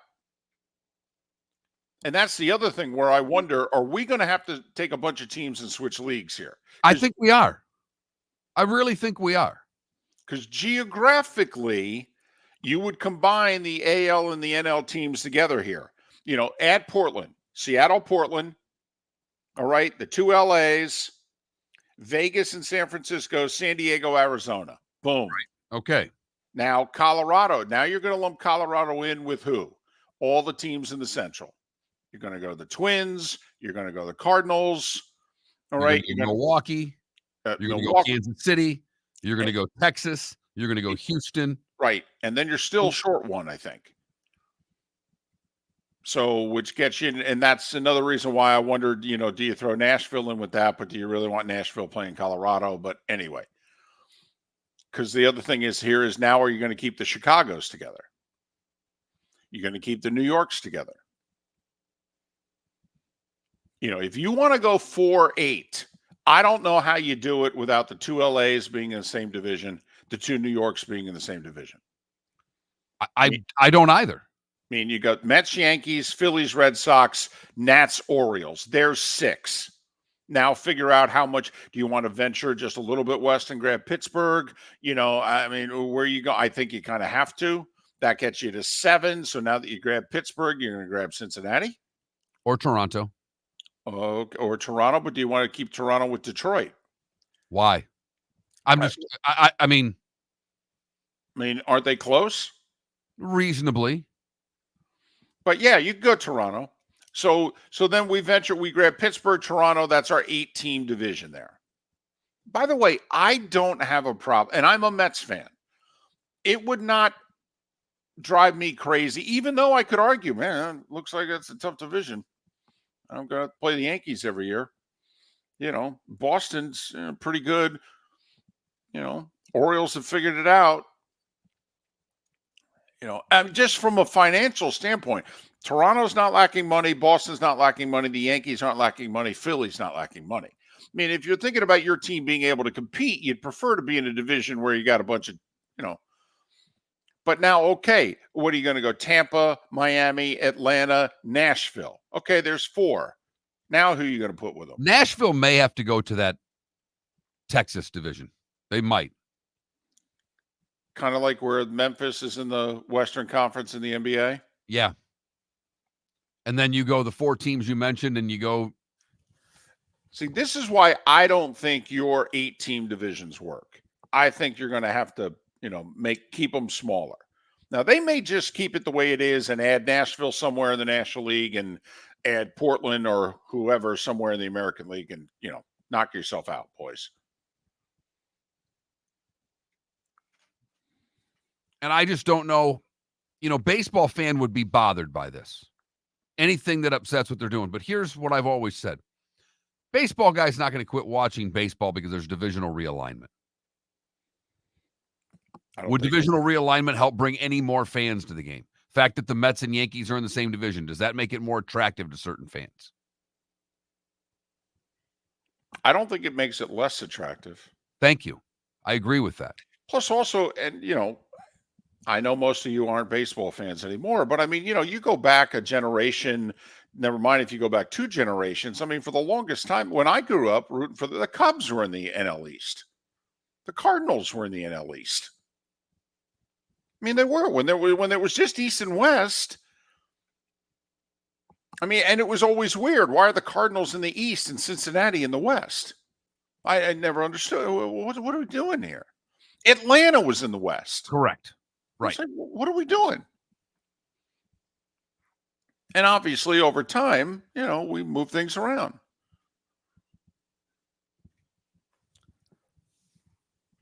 So I just think largely the leagues go away with this expansion. A lot of tradition will go away when there's expansion because it's the only way that it makes sense. And Mark, to be honest, there's no difference between the leagues anymore. None. First off, you and I growing up, each league had its own president. I mean, the leagues were very independent of the other. Their umpiring was different. Their uniforms were different. So because of it, you literally, in the one league, you got a high strike, where in the other league, you got the low strike. Why? Because of how much the umpires had to bend in order to do their job behind the plate, depending on what league they were umpiring in. Not only that, the umpires were divided. You didn't do NL games and AL games. You were an AL umpire. You were an NL umpire. Think about that. Just how bass-ackwards that is. Right. It's like I'm a Western Conference basketball official. I'm not or hockey official. I don't do the Canadians. I don't do the New York teams. Nope. And we just accepted it in baseball. Never mind, obviously, the difference between DH, no DH. Yeah, baseball was fine. Hell, baseball's the number 1 sport in the country for a long time.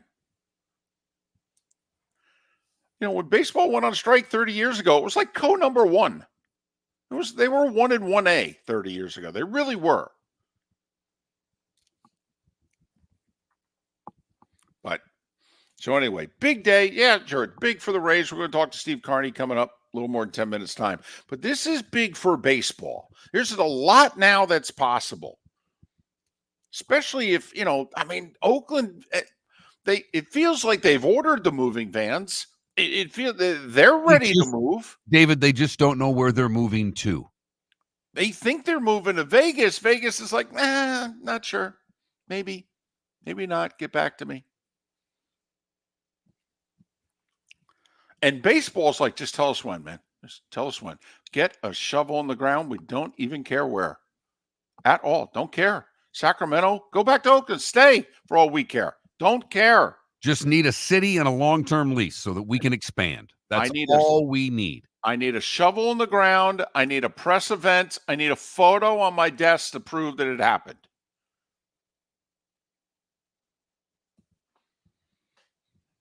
So, David, we've got a poll question up. Mm-hmm.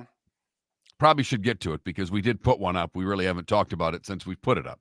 Well, because it angers people, this poll question. This is one of the few times we've actually, I think, angered our audience. It's a very simple poll question today. Was Monty right? Should Tiger retire? Early voting 2-1 says yes. I'm stunned. I voted no. Oh, my goodness, I did too. I voted no. I watched Jack catch lightning in a bottle a couple of times. I still hold out hope that Tiger for 4 days can do that. I wish he would play more. I wish after he misses the cut later today, because he just went to 12 over, made another bogey. I wish that he would just simply say, next year I plan on playing more. I can't play 4 times, 5 times a year and expect to compete with the world's best golfers. And I still want to compete. But I need to figure out a way to play more. My body's in better shape than it was a year ago. If it continues on this path, I'll be able to play more tournaments next year. But I've got to play more.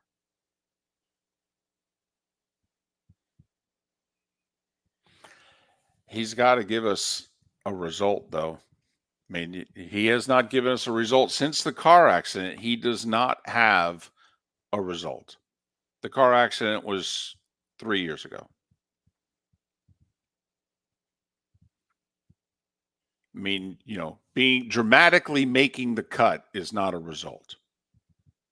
And he will have finished dead last in the Masters, miscut in the 4 majors this year. Now, for the record, he did miss 3 cuts in a row back in 2015. So, he's had a stretch like this in the majors. And he obviously came back from it and gave us something, to watch. He was playing more then. Absolutely. And until he figures out whether or not, if he can't play more, I would change my vote. If there's Tiger's only going to play 5 times a year, then maybe he should retire, because that's not enough to be competitive out there. They're too good. Tiger's 49 at the end of this year. He and LeBron, I think, have the same birthday. I think it's December 30th. And I believe they're 9 years apart. LeBron turns 40 and Tiger turns 49 at the end of this year. So Tiger will only have 1 more year before it's like, hey, you going to play the Champions Tour? He doesn't play the PGA Tour. Why is he going to play the Senior Tour? Well, I don't know. The cart, maybe? Early season events not far from where he lives. I don't know. Miller and Moulton. Steve Carney, next. Mark Miller for Molly Maid. Why Molly Maid, you ask? Trust. Moulton was a customer for 15 years. Affordability. Didn't I just say Moulton was a customer for 15 years? Worry-free services. Our professional house cleaners are fully insured and a 24-hour warranty. Call Molly Maids today at 239-774-5839. That's 239-774-5839 or online at mollymaid.com/FTMYERS. That's mollymaid.com/FTMYERS. Hey there, Miller and Moulton with a big announcement. Our show is enjoying the best ratings we've ever had in the mornings, yet we are in real danger of going out of business. You see, the financial backing to our show has disappeared on short notice. So in order to survive, we need advertising support. If you own a business that wants to reach men 25-54 or 35-64, we are the second best show in the market. And if you want to reach the show that people listen to the longest, then Miller and Moulton is the answer. We have made a lot of businesses, a lot of money since 2006, but now we need you to advertise directly with us. If you advertise directly with Miller and Moulton, the money goes to Miller and Moulton. So please, if you are a business looking to reach men, contact us directly. Text sponsor to 21,000. That's sponsor to 21,000. This is not a joke. Through no fault of our own, the show is in need of sponsors. Miller and Moulton. Text sponsor to 21,000 or go to that Mark Miller or the David Moulton on X. Visit Jason and Todd at the Diamond District. Todd, have you noticed every jewelry store in town sounds like a broken record? I do. We're all saying and claiming the same thing. Largest selection, lowest prices, non-commissioned sales team. It's the same tune over and over. Exactly. It's just noise. Jason and I aren't all talk. We walk the walk, brokering diamonds directly, giving you the best value on GIA certified diamonds. That's right. We're not just selling jewelry. We're living and breathing it. It's our passion, and we're for real, not hired voices on the radio reading scripts. Come explore our collection of GIA certified diamonds and diamond jewelry with our curated assortment of rare and exotic gemstones. Also, we're excited about our previously enjoyed Rolex timepieces, as well as our large estate jewelry collection. Skip the noise and come feel the difference with your go-to guys for diamonds. Todd and I look forward to shaking your hand and welcoming you to our Diamond District family. At the Diamond District. Hello, friends and family of Southwest Florida. Are you looking to tap into the electric vehicle market? Well, look no further, because we here at Southwest Florida Golf Carts have just what you need. E-bikes, golf carts, LSVs, scooters, and more. Come down and talk with one of our experienced sales reps, have a soda and a smile, and you could be cruising the streets in your new EV today. Stop by the store or visit our website at flgolfcarts.com and enter for a chance to win $100 off your next purchase by answering John's monthly sports question. You were listening to Miller and Moulton on the Florida Sports Network.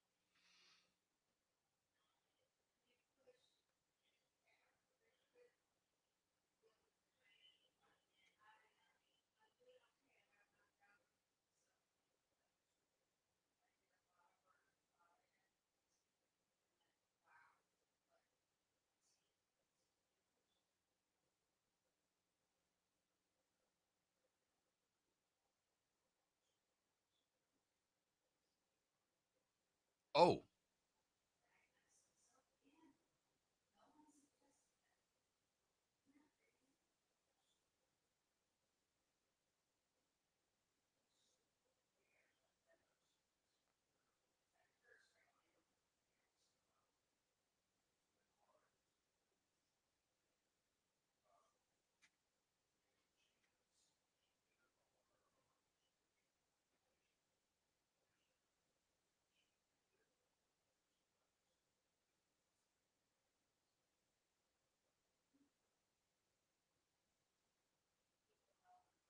Lowry may be making a big number here.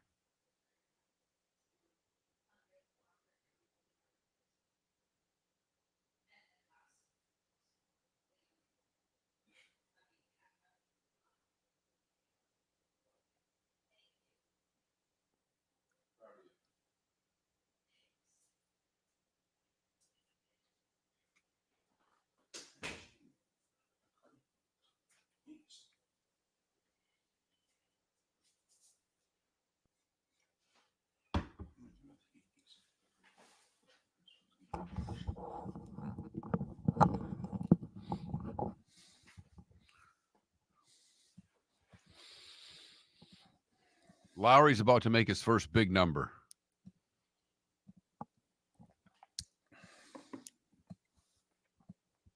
Gonna make a double? At least. Oh. He's hit one into the, I don't know what's going on here because I can't hear it obviously, but he hit one into the shrubs. Shane Bacon just posted, he said, I'm starting to think the tee shot on 11 is the toughest shot in major championship golf. And that's what hole he's on, right? 11. Mm-hmm. Cantlay, 4 under on the course, 2 under for the tournament. And I hate him, but I picked him to win. So I love him this week. By the way, Jason Day playing 18, 3 under for the day and under par for the tournament.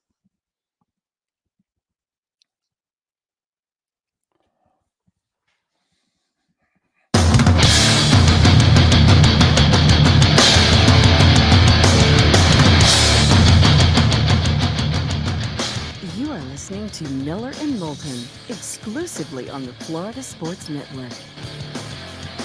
And now, here's Mark Miller and David Moulton. It's the third hour of Miller and Moulton, halfway home. For those of you in the 239 and the 904 who stick around for the Diamond District bonus hour, thanks so much for being with us. Miller and Moulton, millerandmoulton.com, Miller_Moulton on X. Shane Lowry in big trouble on 11. He's got a 2-shot lead. He may not have it when this hole is done, and that would lower his score to at least 5 under and start bringing a lot of other guys a lot closer to the leaderboard. Patrick Cantlay on the course, 4 under for the day, 2 under for the tournament. I mention it because he was my pick to win, and now he's in the top 5. So that's a little ego involved there. Steve Carney, kind enough to join us once again. He covers baseball as a whole, and he does a lot of other things as well. stpete9.com, stpete9.com. Under the Orange Roof podcast, follow Steve on X, Steve Carney, Carney, Steve, it's David and Mark. Thanks for doing this. And I was thinking about this yesterday. Was the Rays' future as a franchise up for vote yesterday? If that vote had been 4-4 or worse, are the Rays going to be in St. Petersburg after 2027? Is that what was at stake yesterday?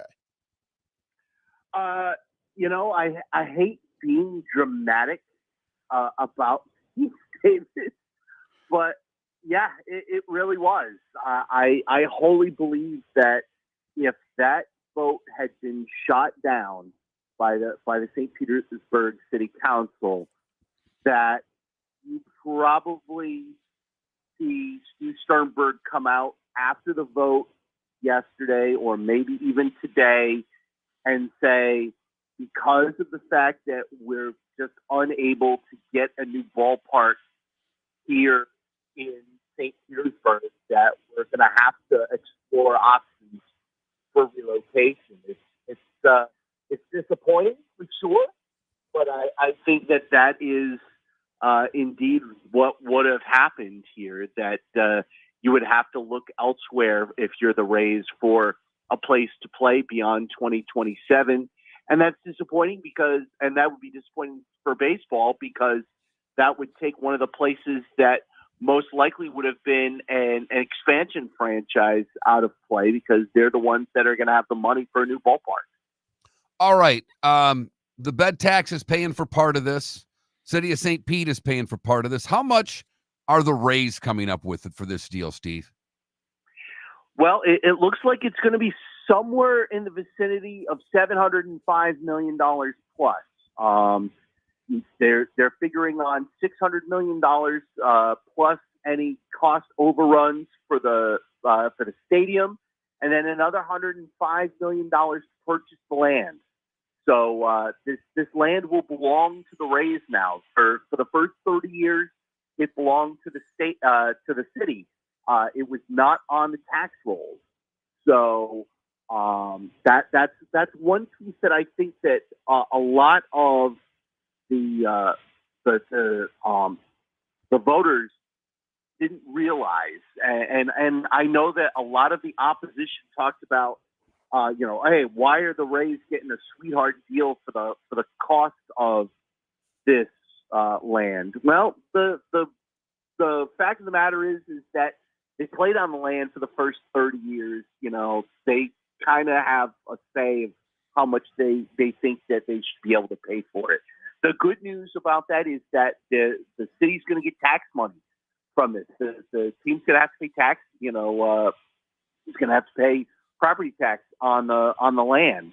But that also means that the Rays are going to be able to keep all the money that's made on the land. So whether that's ticket money, concession, parking, etc., the city's not going to get a bite of that, which they did for the last 30 years.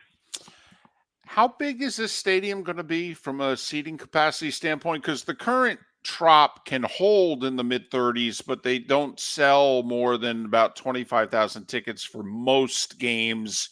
Maybe if they know they're going to have a big crowd, they may sell a few more than that. But what's capacity going to be in the Rays' new home in 2028? Yeah, the Trop as it's set up right now, because they don't sell the upper deck, is 25,025. With the upper deck open, it's 31. And when they take the tarps off the bleachers, they can be up around 40. This one is going to be about a 30,000 stadium. It's going to be significantly smaller. The thought process is to make it a more intimate experience to watch baseball, and to make it a better experience than what you're having at some of these places when they just try and pack them in. So they're looking at 30,000, and most of that being behind the plate and along the base paths. You won't see a lot in the outfield. No home run balls? Come on now, you got to have that.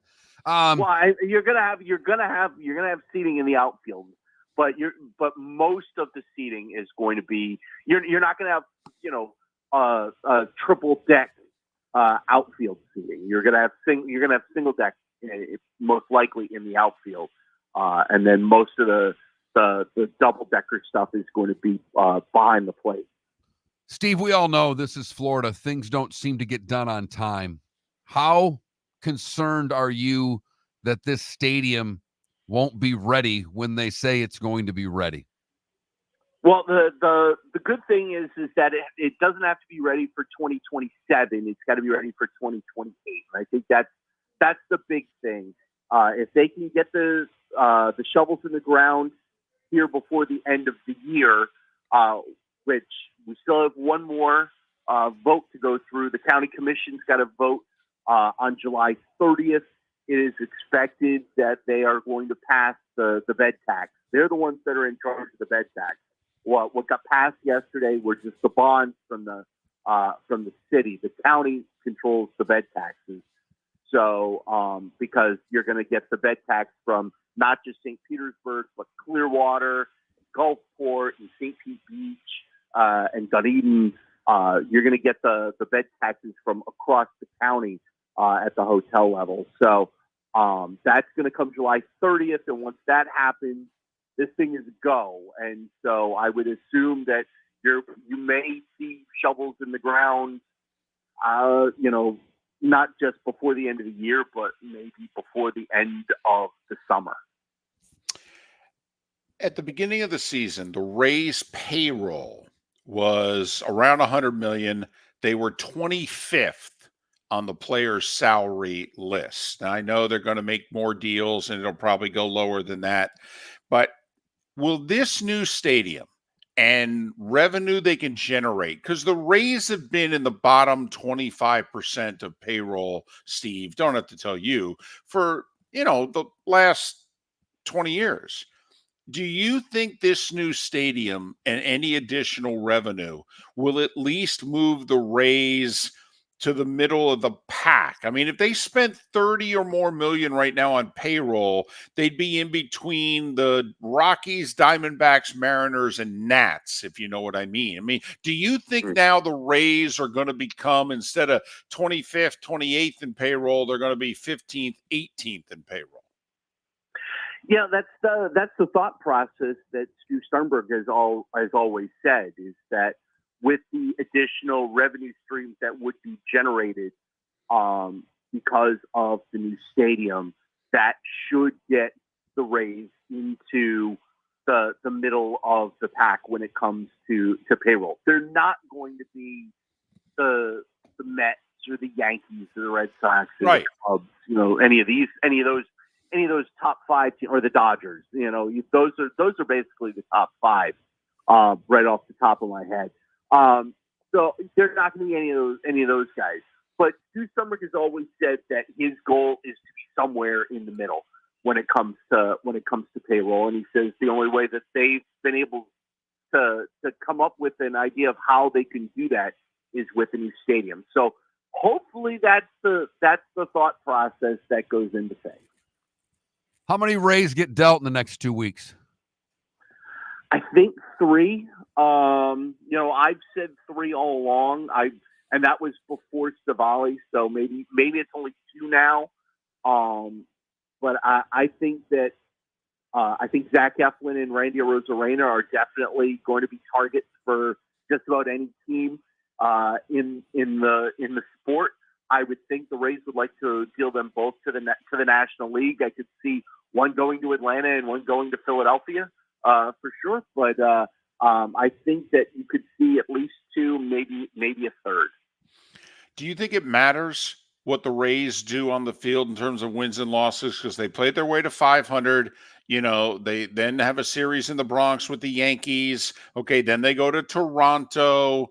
And, after that, they host the Reds. I mean, if the Rays go 6-3 over the next week and a half, do you think that changes what the front office does at all?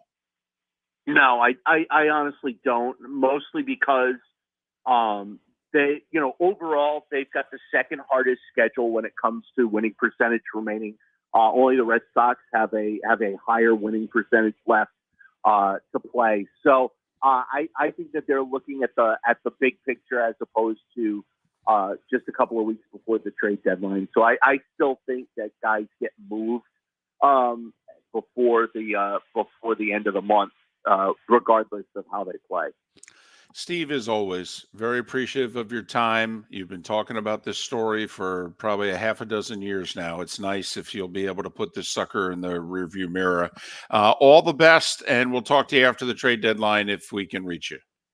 Yeah, when July 30th comes around and the county puts it'll be like 13 years that I've been talking about this story. So, yes, it'll be great to put it to bed for sure.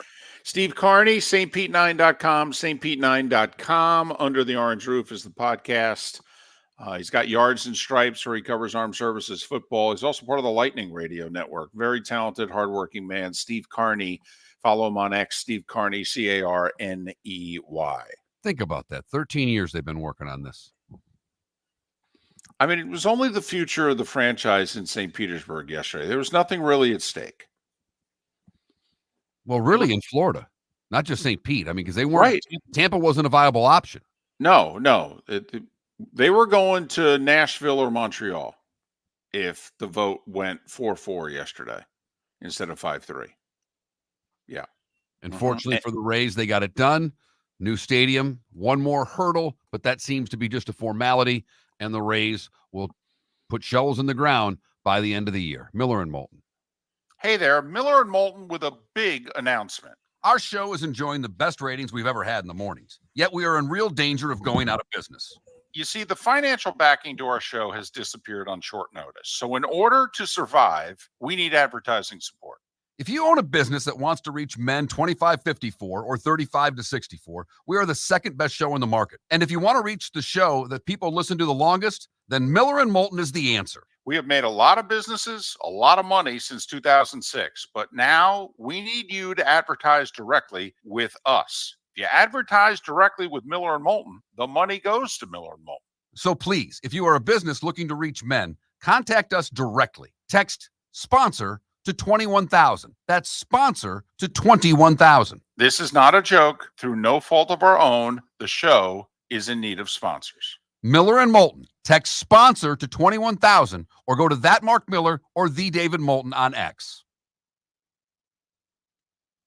Mark Miller for Molly Maid. Why Molly Maid, you ask? Trust. Moulton was a customer for 15 years. Affordability. Didn't I just say Moulton was a customer for 15 years? Worry-free services. Our professional house cleaners are fully insured and a 24-hour warranty. Call Molly Maids today at 239-774-5839. That's 239-774-5839 or online at mollymaid.com/FTMYERS. That's mollymaid.com/FTMYERS. Hello, friends and family of Southwest Florida. Are you looking to tap into the electric vehicle market? Well, look no further because we here at Southwest Florida Golf Carts have just what you need. E-bikes, golf carts, LSVs, scooters, and more. Come down and talk with one of our experienced sales reps, have a soda and a smile, and you could be cruising the streets in your new EV today. Stop by the store or visit our website at flgolfcarts.com and enter for a chance to win $100 off your next purchase by answering John's monthly sports question. You are listening to Miller and Moulton on the Florida Sports Network.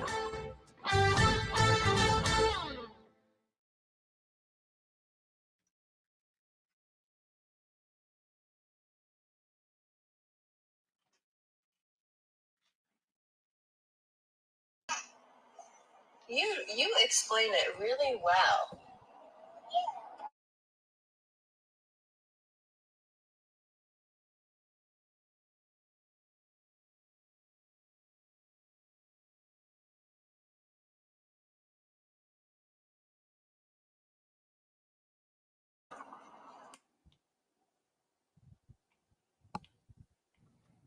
Cantlay's back to 1 under.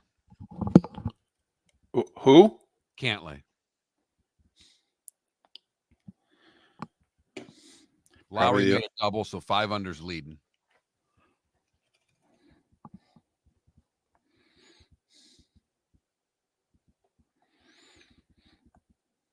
Tell you what, that Horschel 68 posting that 2 under, that's going to go a long way. Darn right.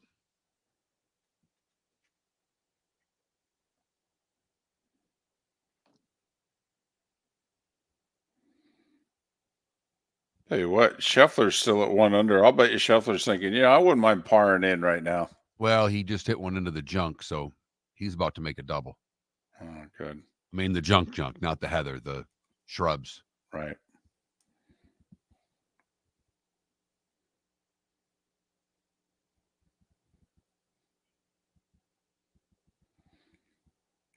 Tiger's 4 over through 13. He's 12 over.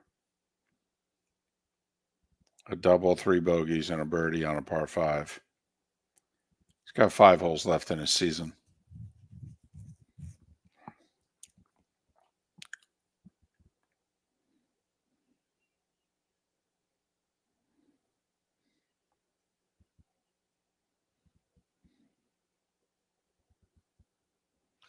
So that's a neat stat. They've got the wind thing and the yards of the hole, and then the adjusted wind.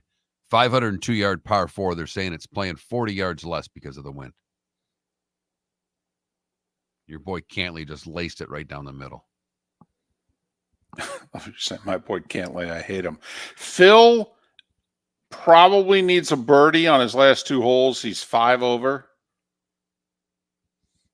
T69 is 4 over, but there's like 17 guys. T69. Maybe 5 over would make it, but maybe. But Phil to see the weekend probably needs to birdie one of the last 2 holes. Either way, he's been talking about a scorecard. 1, 2, 3, 4, 5, 6 bogeys, 3 birdies. What are you guys doing with this middle break? I don't get it.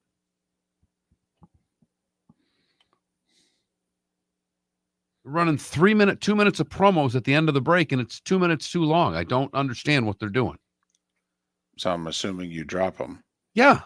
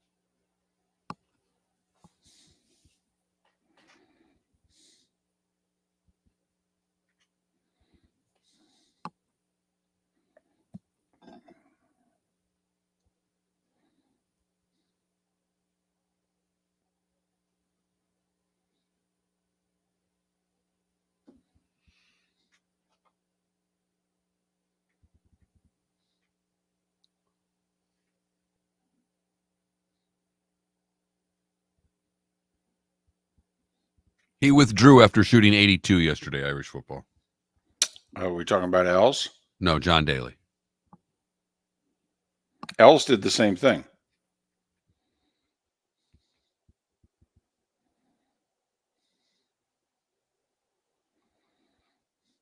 Tiger with another bogey. Tiger's beating one guy right now. Todd Hamilton.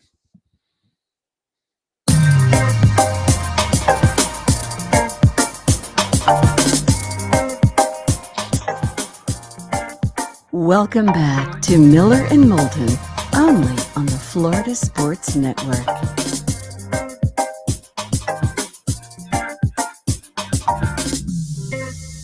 "21 minutes past the hour on this Friday morning. Apparently all is breaking loose, particularly in the Northeast, but large parts of the country. I guess the internet's down. That's a problem. Yeah, I would see where that could be a problem, David. I mean, we kind of rely on that. That would seem to. I mean, this morning while we're doing the show, so let's see. So the Boston airport and the big 3 New York metropolitan airports were all not working. Seems to be the case. Wow. That might affect a few things today. Hasn't affected any of the coverage that I'm watching of the Open Championship, and we're on the air, David. Everything that I need in life is there right now, okay? So I can only worry about the area around me. So tough luck, suckers. I mean, is that no? But I mean, what? Not that I can do anything about it. No, I know. I'm just saying. I mean, that's the internet's out. It's happened to all of us. I just, I mean. I know it happened a couple days ago on this show. I lost my internet. I had to go to the backup MiFi there. You were calling your cable company, yelling, "I want my MTV," and that wasn't doing anything for you. No, hasn't for a long time, to be honest. So, I mean, sometimes things happen in the world that bum us out. You and I were both bummed yesterday about Bob Newhart passing. Yeah. It sucks. What was he, 94? Yeah, had a great run. Well lived. Right. But, I mean, in the last 6-7 months, we've lost Norman Lear and Bob Newhart. That's some real talent. Yes, it is. That's a lot of laughs right there. Yeah. Golly. And that's a lot of clean humor, too. I mean, it's probably two of the funniest 5 people who've ever done it without having to curse to do it. And Newhart doing it with 2 shows. I mean, not many people have the success to go do another sitcom that's as popular, or at least in the same area code as the first one. With the greatest closing scene ever. Ever. If you haven't, well, he pulled the Bobby Ewing, that the whole second show was a dream. Right. He wakes up in bed with his wife from the first show. She's ignoring him until he said that I was married to this really attractive blonde. She turns over and goes, "What?"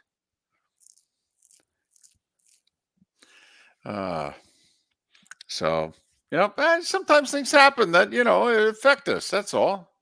I'm just glad, hopefully, everyone listening, that you're not traveling or somebody traveling to you today, but it's the summer, vacations.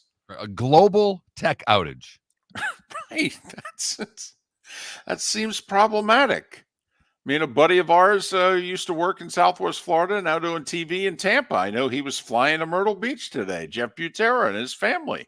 I'm hoping that'll still work since it's just Tampa to Myrtle Beach, but, You don't know. You don't know. That's a hell of a vacation. You live at the beach. Where are you going on vacation? I'm going to a different beach. Just need to get away. I understand that, but, I have been asked at different times, my brother-in-law and sister-in-law, they go every year to the Jersey Shore because that's what her family did. And I looked at my wife. I said, I have no desire. No desire. I live at the most beautiful beaches in the world. There are stones throw away from my house. The idea of being in a super busy place near a beach so I can go sit on another beach doesn't do anything for me. Give me a house in the mountains in the summertime, I'm all in. There you go. Right. It's all about surroundings and what have you. I get you. By the way, you were right. Shane Lowry with a double. His first real, hiccup. Yeah. So he's now 5 under, tied for the lead with who's that Daniel Brown guy? Daniel Brown. Right. I mean, I don't like Brown's chances of, making it deep into the weekend near the top of the leaderboard, but, he's holding on. He just teed off on the 9th hole and hooked one, which was going to go into the heather. It caught a hill and kicked back in the fairway. This Brown guy's got a lot of things going for him right now. And if you don't follow golf and the Open Championship at Troon, there's the rough and then there's the heather. And Mark, I think the question is, what was that show that Heather Locklear was in where she was the nasty, landlord? Oh. Is that it wasn't 90210. Melrose. It was Melrose Place. So basically now the question is, what's nastier?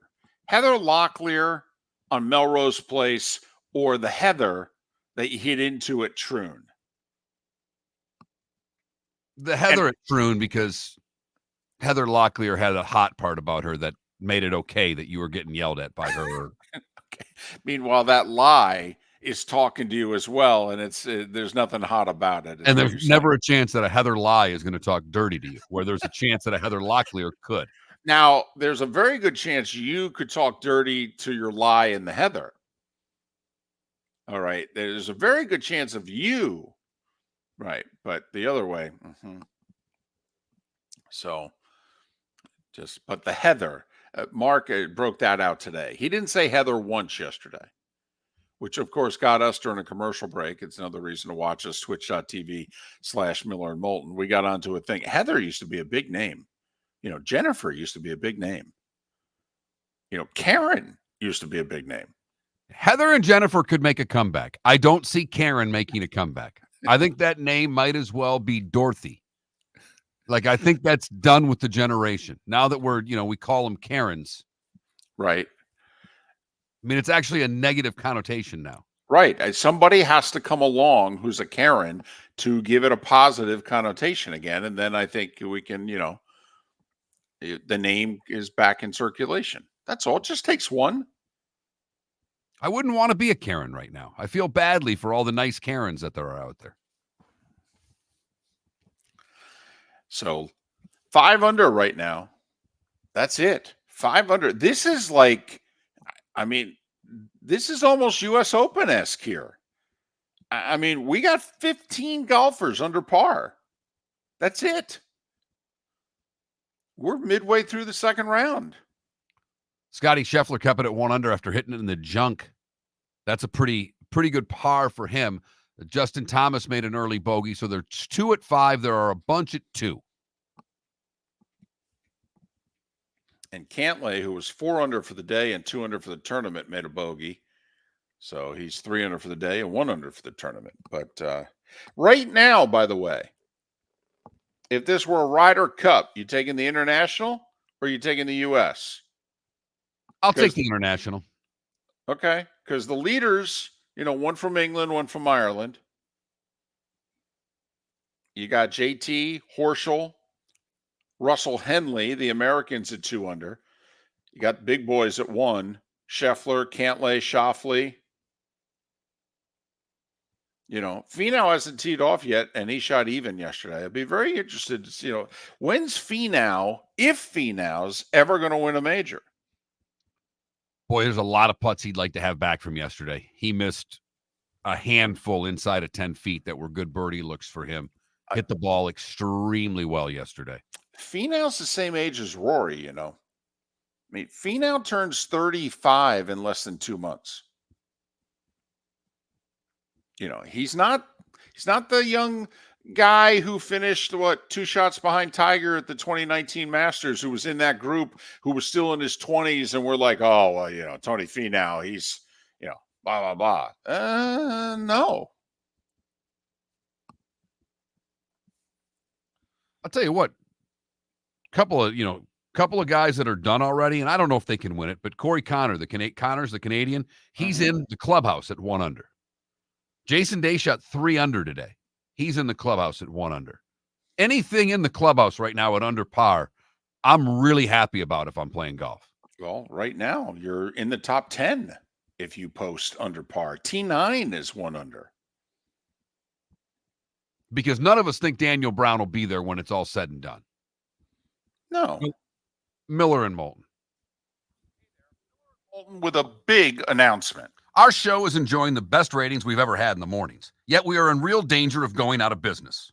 You see, the financial backing to our show has disappeared on short notice. So in order to survive, we need advertising support. If you own a business that wants to reach men 25-54 or 35-64, we are the second best show in the market. And if you want to reach the show that people listen to the longest, then Miller and Moulton is the answer. We have made a lot of businesses, a lot of money since 2006, but now we need you to advertise directly with us. If you advertise directly with Miller and Moulton, the money goes to Miller and Moulton. So please, if you are a business looking to reach men, contact us directly. Text sponsor to 21,000. That's sponsor to 21,000. This is not a joke. Through no fault of our own, the show is in need of sponsors. Miller and Moulton. Text sponsor to 21,000 or go to that Mark Miller or the David Moulton on X. Located on the East Trail, locally owned Naples Tiki Bar and Grill is an outdoor eatery next to the Hitching Post Shopping Center. Island-inspired food with a true tiki theme. The best place in Naples to enjoy the beautiful weather in Southwest Florida. The Naples Tiki Bar and Grill offers a great menu for dine-in or takeout. Enjoy our famous pulled pork, huge burgers, and tiki bar cocktails. Don't miss happy hour every day from 3 to 6 and live music 7 days a week. See you soon at the Naples Tiki Bar and Grill, 11498 Tamiami Trail East. You are listening to Miller and Moulton on the Florida Sports Network.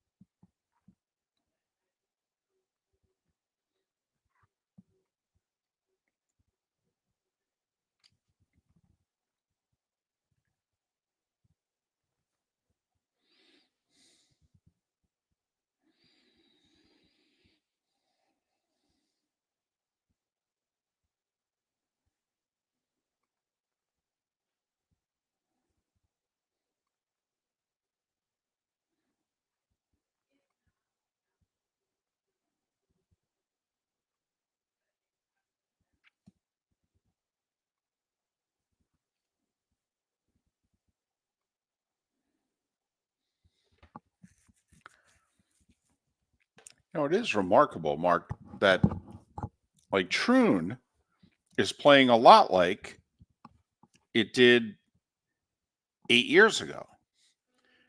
Third place 8 years ago was 6 under. Problem was Stenson won it at 20 and Phil was at minus 17. They were more than 10 shots clear of the field.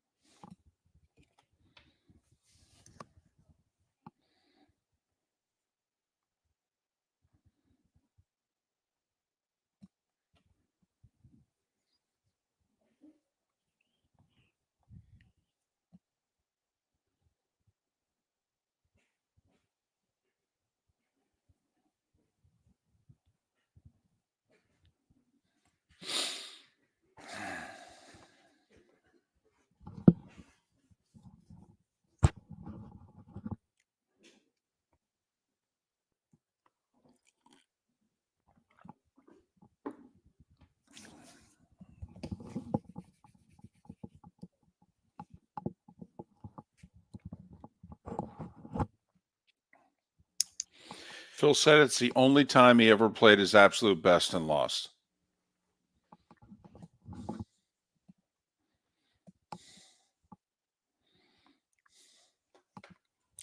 Well, Brown just made a bogey. He's 4.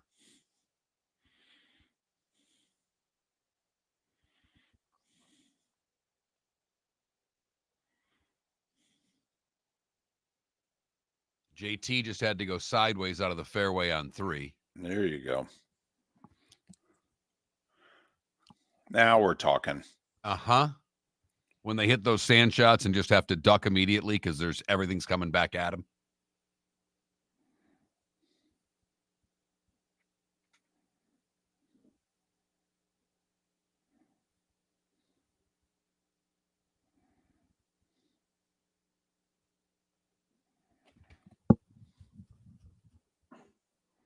What we need is the normal winds to come back tomorrow. So 2 days with winds this way and then 2 days with winds the other. That'll really.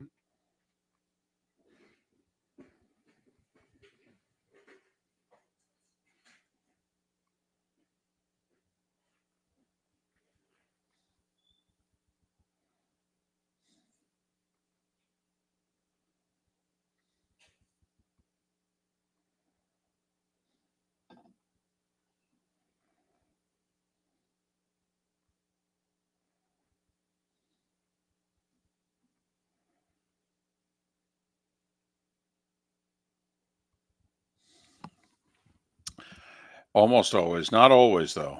There have been a couple times recently where St. Andrews, last couple times they played St. Andrews.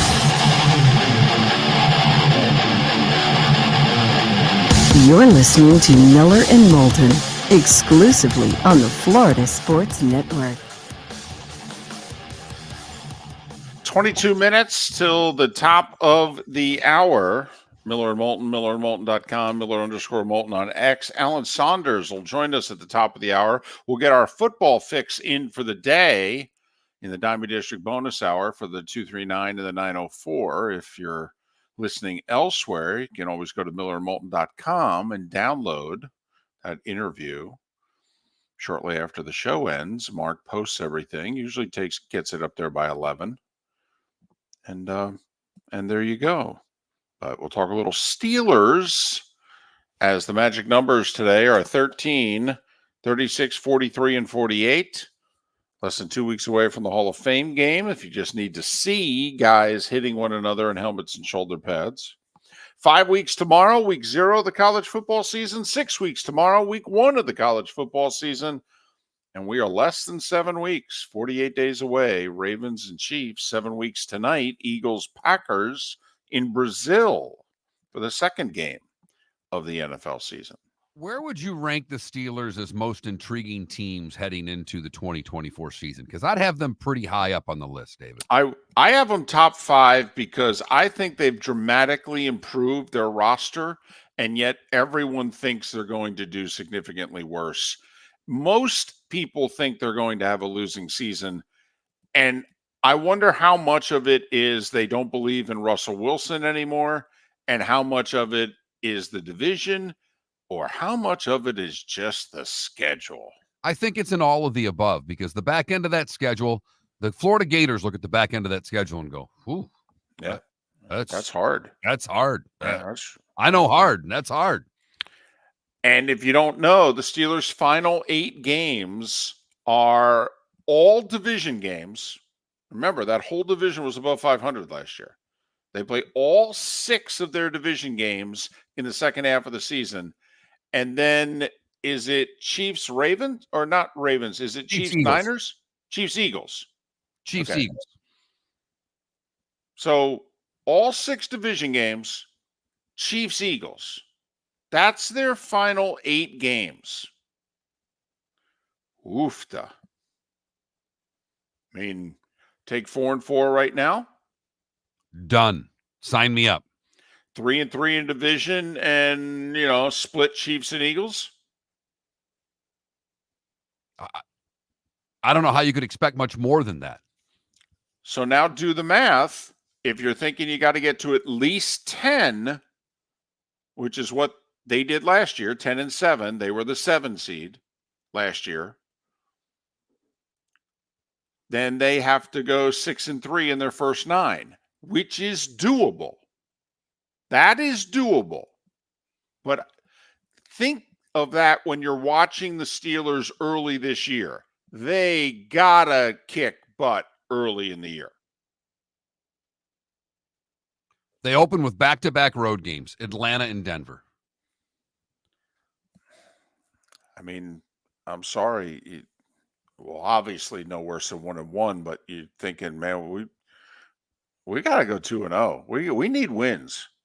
Their first 4, and I'll put because they've got 3 road games in their first 4 games, David. They go to Atlanta, to Denver, home for the Chargers, and at Indianapolis. Well, to be fair, though, 3 of those 4 teams were losing teams a year ago, and you were a playoff team. And you had a better record than the Colts, even. I mean, you had a better record than those 4 teams last year. Here's the problem, though, Mark, is, 3 of the 4 on the road. Steelers have started slow in some years and come on strong at the end under Tomlin. I don't think you can afford, if you're Pittsburgh, to go 2-2. 100%. I think you have to figure out a way to be 3-1. Then the next 5, home for Dallas, at Vegas, home for the Jets, home for the Giants, at Washington. Yeah, Giants is a Monday night at home, late October. It's the same day Stamkos returns to, Tampa to play the Lightning wearing the Predators uniform. You should be favored in 3 of these games: Vegas, the Giants, and the Commanders. Mm-hmm. Got to figure out a way to split the Jets and the Cowboys. Okay. And then you're at that, you're right. That's into the last games. That's a 4-1 stretch then. If you go 2-2, 4-1, there's your 6-3, and figure out a way to split the last 8. That's why a lot of people think the Steelers are having a losing record this year. Which is funny, because if Russell Wilson's decent, because you got to admit, the Steelers did not get decent quarterback play last year. No, they had way below average quarterback play. I mean, between Kenny Pickett and Mason Rudolph, Mason Rudolph showed occasional signs of decency. That's it. I think they've upgraded their roster again. Count on Watt being healthy this year. I mean, in theory, they should be a better team, and they were a playoff team last year. Who's the team in the AFC North that could woefully underachieve? I mean, isn't it Cleveland with Deshaun Watson? I was actually going to say the Ravens because of, they were the 1 seed last year and 13 wins. And they were dominant. Mark, their point differential was plus 200 last year. I mean, they destroyed people.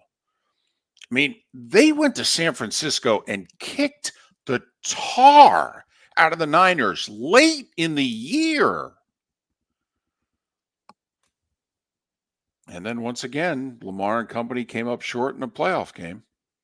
At home, by the way, again. So I'm wondering if it's the Ravens. What would woefully underachieve mean for the Ravens? 9-8? Well, miss the playoffs would be woefully underachieving. I think being a wild card would be underachieving. And 9-8 would be more than likely missing the playoffs. Yes. Well, I mean, here's the other thing to consider. The Jets had 7 wins last year. We all think they're going to be better this year. They've upgraded the roster, and Aaron Rodgers is going to give them more than 4 plays. And if by chance he gets hurt, the backup can't perform worse than their quarterbacks performed last year. We all think the Chargers are going to be improved. Possibly significantly improved, even though they've lost a decent amount on their roster, but we all know they're going to be a lot better coached. And what, they win 5 games last year? That's the thing. You start looking at the losing teams in the AFC and start looking at how many of them are going to improve. Where are you going to find your wins? If you were a good team last year, you're probably going to have to beat more, quote, good teams, unquote, this year. Because some of the bad teams have really gotten their act together. We think. I mean, they have to go out and prove it yet. Right. I think Tennessee, by the way, is going to be they could still be the worst team in that division, but I don't think so. In fact, I'll make your prediction right now. Titans finish ahead of the Colts. Ooh. I don't think that's that outlandish, given the fact that we're getting the whole year of Richardson this year. No one knows what you're going to get. Well, that's if he can play the whole season. I was going to say, he hasn't played a whole season since he was in high school. So tough to expect him to play a full year. Now, granted, they may do better if he gets hurt and Joe Flacco comes in, who's now the backup this year. But Titans have 3 good receivers. I mean, if the Titans are not good offensively, and they've upgraded their offensive line, which was a problem last year. If the Titans are not good offensively this year, yeah, they lost Derrick Henry, but Derrick Henry wasn't Derrick Henry either last year. Derrick Henry's on the downside. Although, does he have one more good year in him because he's in Baltimore? And they're going to run the ball.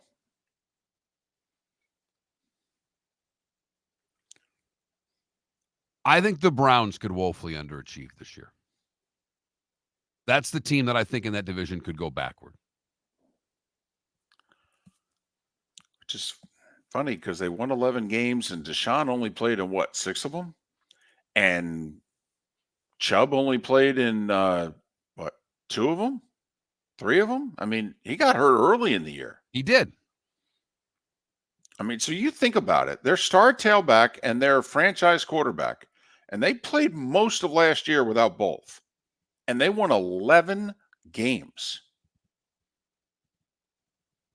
That's either doing it by smoke and mirrors, or that shows how good the rest of the damn team is.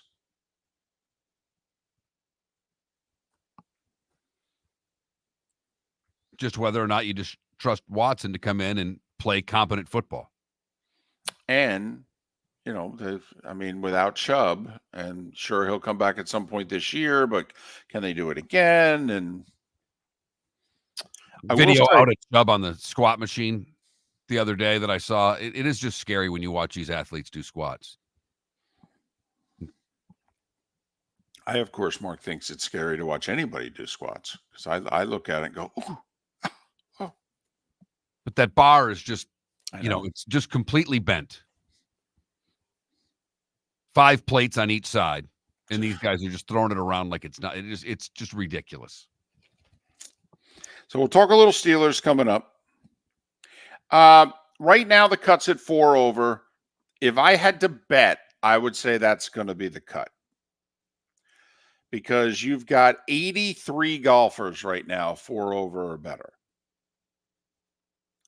I mean, so you need what, 13 of them To go the wrong way? to go the wrong way? Yeah, I'll bet 5. I'd take that bet and go 5 over. Interesting. Of the people in the house at 4 over, 6 of them are in the house. 5 are still on the course. 5 have yet to tee off. There you go. There's still a lot of players that haven't even made it out on the course yet. And there are very few red numbers. Guys are going the other way. I mean, Lowry's at 5 under. Brown's at 4 under. Well, guys who are hoping that it gets to 5 over. Phil finished 5 over, followed up 73 with 74. Right now, Hideki, who's very late in his round, I think he's on the last 2 holes, he's 5 over. The winds have more than freshened at Troon. It's blowing out there right now. Well, 8 years ago when they played here, everybody talks about the classic duel, maybe the best one ever.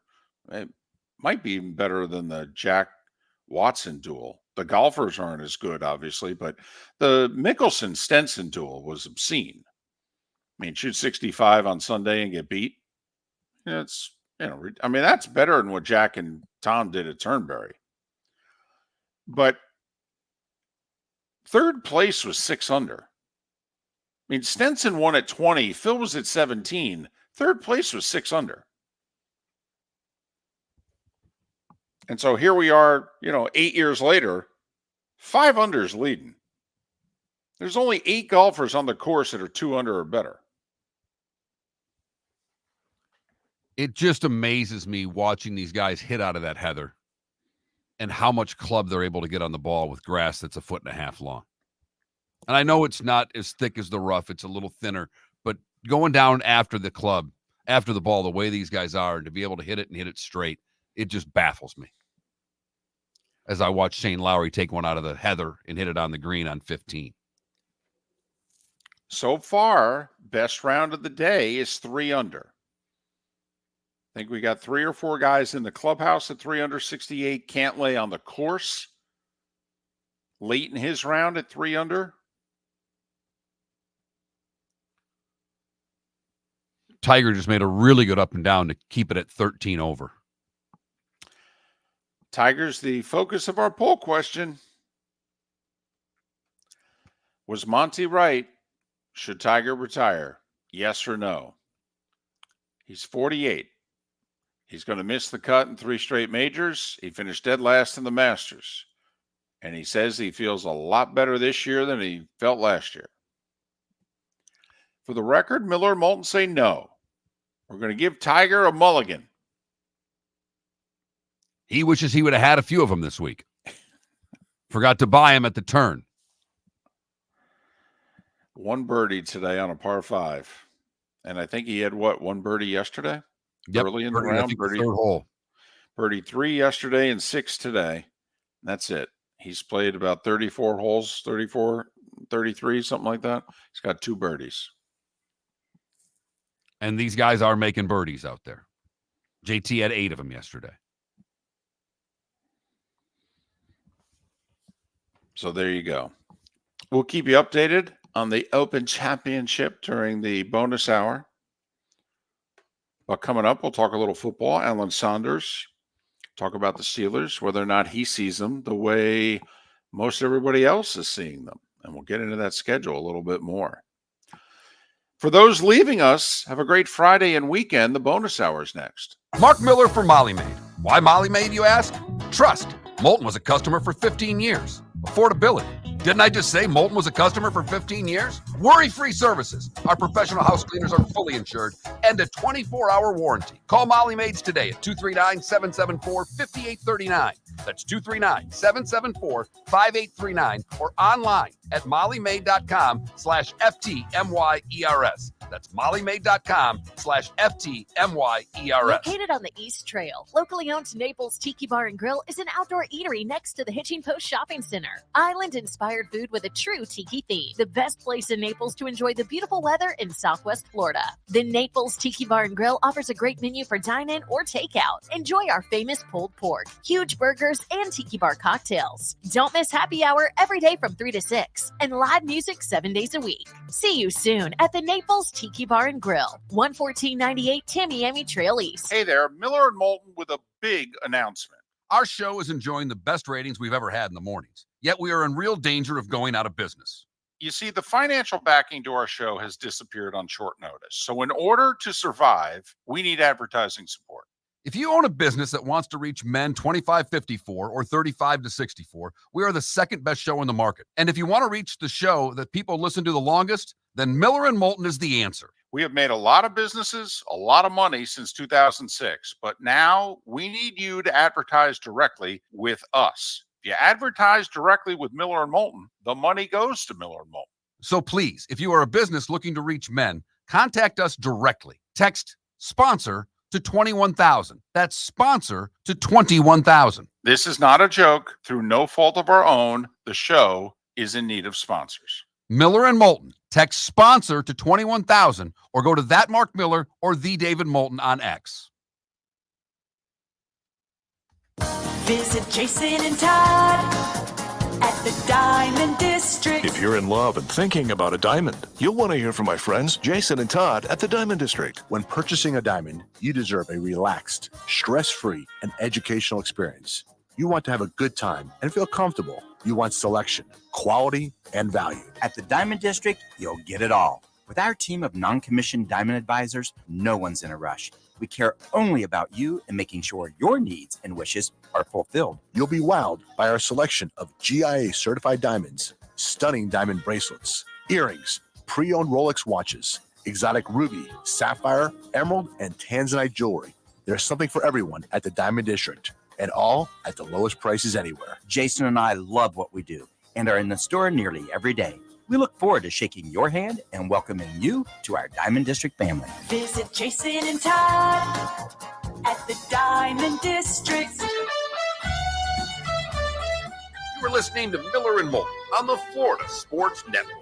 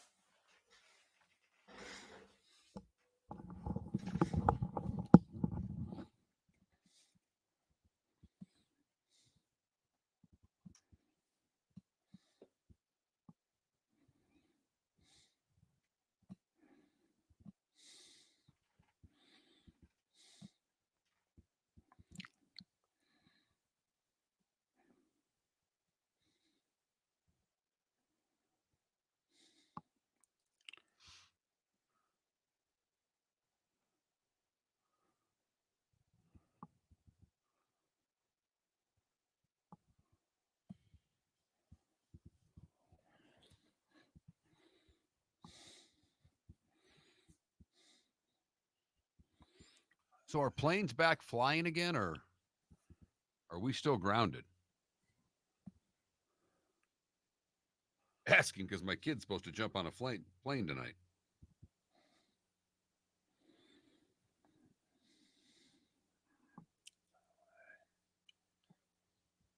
Oh, crap. I got to call this guy.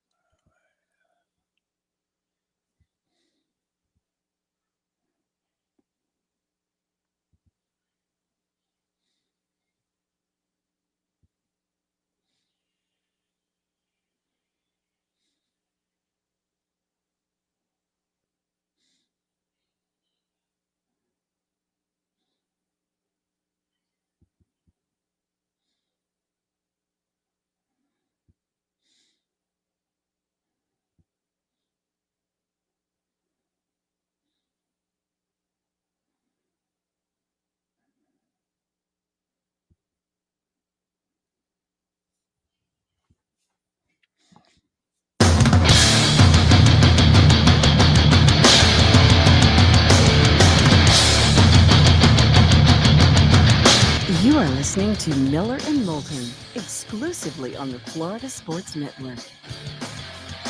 And now here's Mark Miller and David Moulton. It is the Diamond District bonus hour. Thanks so much for being with us. Miller and Moulton, millerandmoulton.com, Miller_Moulton on X. Our poll question was Monty right? Should Tiger retire? For the record, Miller and Moulton, through gritted teeth, say no. Want to give him another shot, but he's going to miss the cut badly again, and it's going to be an awful golf year for Tiger, and he turns 49 at the end of the year. That's our poll question.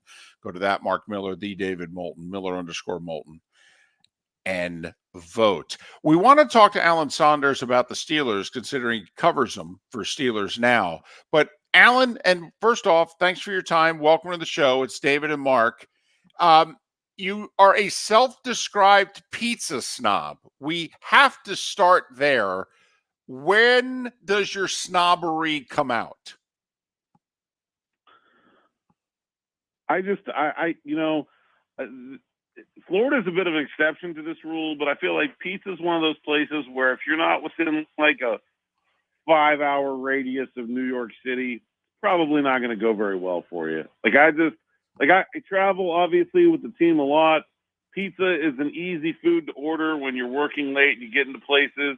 Right. I can't make myself do it in a lot of places. There is some decent pizza in Florida because you have a lot of Northeastern transplants, I suspect. But a lot of places I'm like, no, guys, I'm not going out for pizza in Indianapolis. I'll go get a steak if we have to. Smart man, and you're right. There's the occasional good pizza in Florida, but you have to go in search of it. You can't rely on a Yelp review to think that you're going to get a good pie somewhere just because somebody that's lived in the South forever tells you it's good. All right, how good are the Steelers this year? I mean, most people are picking them last in the division. I think it's an oversight. Where do you see this Pittsburgh team from a year ago? I think you can make an argument that they're the least talented team in the division. I just think I have faith in Mike Tomlin. I mean, everybody talks about his streak of never having a losing record, and obviously that's incredible. But he also hasn't had a losing record in the division in a long time either. And if they can find a way to go 3-3 against that division, I think that makes them a pretty good football team. They have had a lot of success against Lamar Jackson. I think the Browns are beatable. I think the Bengals will be tough if they stay healthy.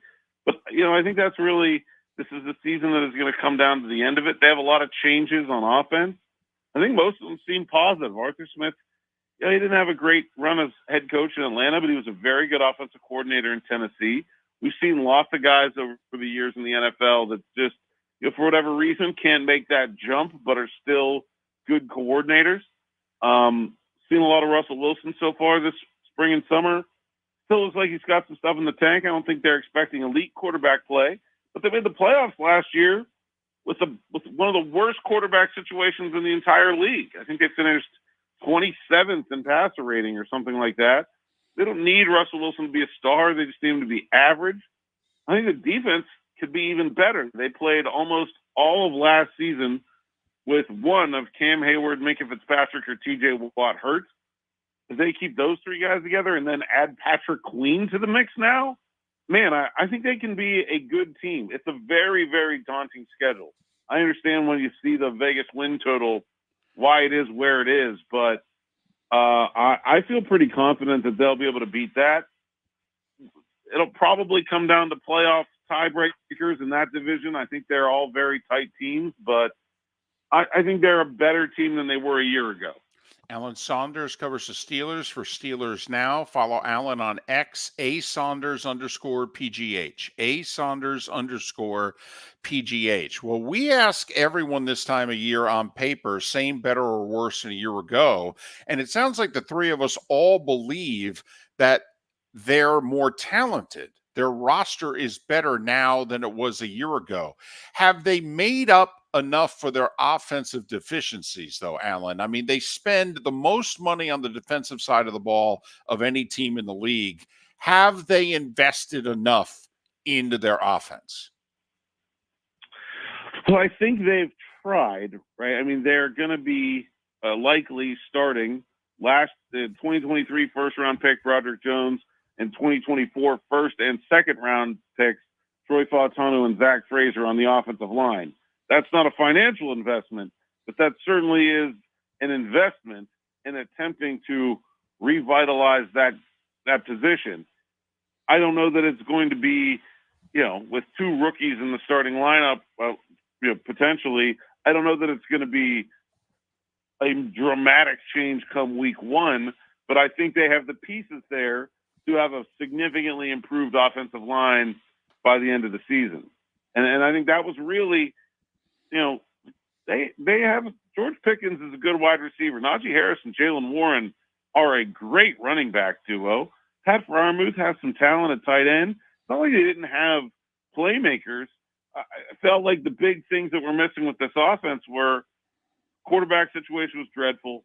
Felt like the offensive coordinator situation was pretty dreadful. And they had a leaky offensive line.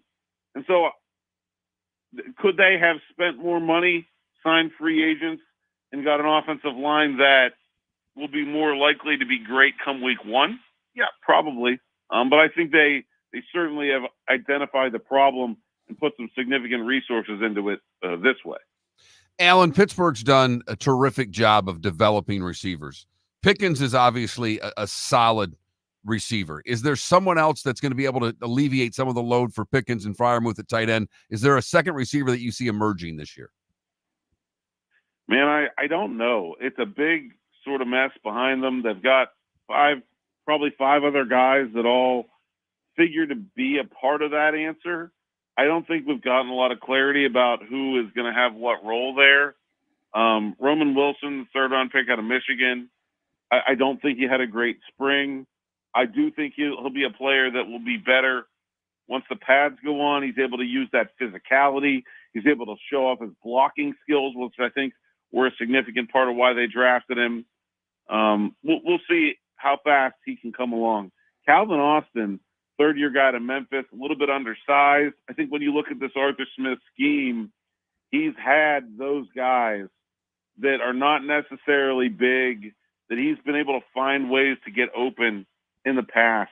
And I think that you're going to see Calvin Austin have a pretty strong year. He's been a kind of a bit part player. He's unbelievably fast, but he hasn't done a lot more than just run down the field and do some jet sweeps and things like that. But when I think of like the, kind of the Khalif Raymond role from the time that Arthur Smith was in Tennessee, I think you're going to see Calvin Austin take that. And I think he could have a pretty good year. I don't know that any of those guys is going to have enough of an impact to keep teams from double teaming George Pickens. I think that's one of the big question marks about this offense right now. But I do think they have some guys that they like in there. All right. I know this is very sports talk radio-esque, so I'm waiting for the verbal punishment. But I believe the Steelers have around $15 million available under the cap, and Brandon Ayuk's cap hit this year is $14.1 million. All right. In the conference, in the division that they're in, would you make the investment, okay, just in terms of the draft pick necessary to go get Ayuk, put him on this year's team, the extension, you worry about the cap hit in the future. I'm just curious, what would a Brandon Ayuk do to the Steelers? I don't think it makes a lot of sense to trade for a wide receiver when you're not sure what you're getting at quarterback yet. You know, like Russell Wilson is 35. He's not going to be as good as he once was. I think we all can acknowledge that. How good can he be, and can he be good enough? I think that's probably still a question. Can Justin Fields turn things around? They got him out of Chicago, obviously has all the talent in the world, all the physical ability in the world. If he puts it together, that could be an answer at quarterback. But there's also a decent chance that they get through this season, both of those guys on the last year of their deal, and say, hey, we don't really want either of these guys going forward. And then I think you might feel like you want your first-round draft pick a lot more than you want a really good wide receiver. I think a smaller move, like someone from like Cortland Sutton from Denver, where you're not trading your first pick, you're not spending $30 million a year on the extension if you want to give him one. I think something like that makes a lot more sense than swinging for the fences with Ayuk. Alan Saunders, he covers the Steelers for Steelers Now. You can follow him on X, @Saunders_PGH, @Saunders_PGH. We're with you, Alan. The schedule's brutal. Final 8 games might be the toughest any 8-game stretch that any team has faced, to be honest with you, based off of what all those teams did a year ago. Hopefully we can call you again and talk to you late in camp. Alan, summer's ending in a few days, so enjoy your weekend. Thanks, guys. Appreciate it. Steelers get everybody in camp the middle of next week. They're, I think, the latest team to break camp, if you will, or bring everybody into camp. Well, they're one of the few teams that still has a camp. Yes. Yep. Kansas City, Pittsburgh, and I think there's 2 others that leave home, if you will, for training camp. Yeah, I know. All the teams, Cowboys still do it. Yeah, they go to California. Yep. Pat loves the Steelers camp. I think it's why he has such affection for the Steelers. He loves their training camp so much. They go to the small, college, okay? They walk onto the practice field, so they have to go through the fans. They've got the daily contact with the fans. They've got that live scrimmage at the end that in which they sell the place out. It's how it used to be. And now some teams barely let you into practice. And that's just the media. Never mind the fans. I used to love covering. I covered 4 different teams at training camps at college campuses, and I used to love it. I always thought it was very beneficial to the teams. I'm sure it was a total pain in the ass, and I'm sure it cost them money that they wouldn't have to spend if they had their own facilities. I get it, but I always thought it was very beneficial. I don't know about the money part. I think Pat just kind of summed it up. It's the medical part of why they don't leave. They have all the stuff at their facilities, in their training facilities, and a guy gets hurt. Now they got to send him back to wherever they are. That seems to be a bigger problem than anything else. I think also the players sleeping in dorms, okay, as opposed Days to world. sleeping at home. Yeah. It's just, but man, I used to sleep on those beds in Westchester for the Eagles and in Mankato for the Vikings. And I used to think, how in the world are the linemen sleeping on this? Visit Jason and Todd at the Diamond District. When choosing something of high value and personal significance, such as a diamond, you want to shop with the best. And the mall is not the place to be. Here are my friends, Jason and Todd, with the Diamond District. Take a stroll in the mall, pop into a few jewelry stores, and you'll soon discover you're in the wrong place. Rings begin to look all alike. You're not finding GIA certified diamonds. You quickly realize you know more than a salesperson helping you, and all the same financing gets pushed on you. Visit Jason and me, and you'll find America's top bridal designers dealing exclusively with the Diamond District. You'll find the largest selection of GIA certified diamonds, all priced 8 to 10% over cost. You'll find educated sales consultants who have many years' experience and are not paid commissions. And you'll find Todd and me in the store nearly every day, wanting to shake your hand and welcome you to our Diamond District family. Visit Jason and Todd at the Diamond District. Hey there, Miller and Moulton with a big announcement. Our show is enjoying the best ratings we've ever had in the mornings, yet we are in real danger of going out of business. You see, the financial backing to our show has disappeared on short notice. So in order to survive, we need advertising support.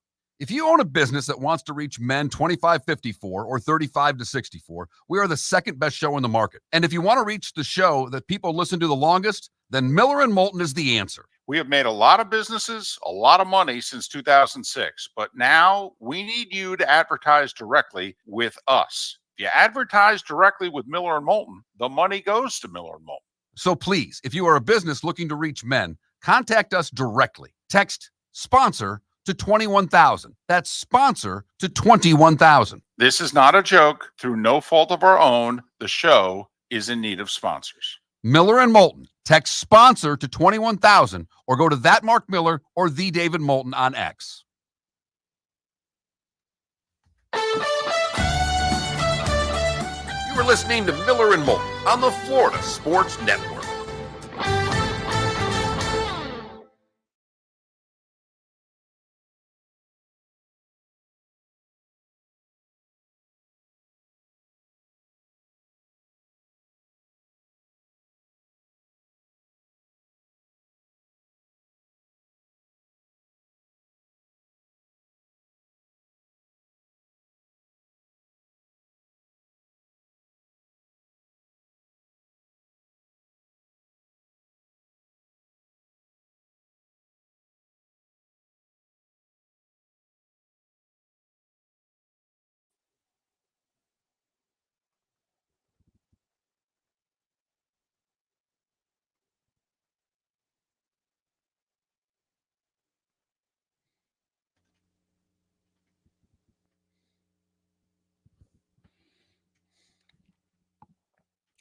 This show flew today. Well, that's good. By the way, Miami of Ohio, the preseason pick to win the MAC. Miami and Toledo, the ones getting first place votes.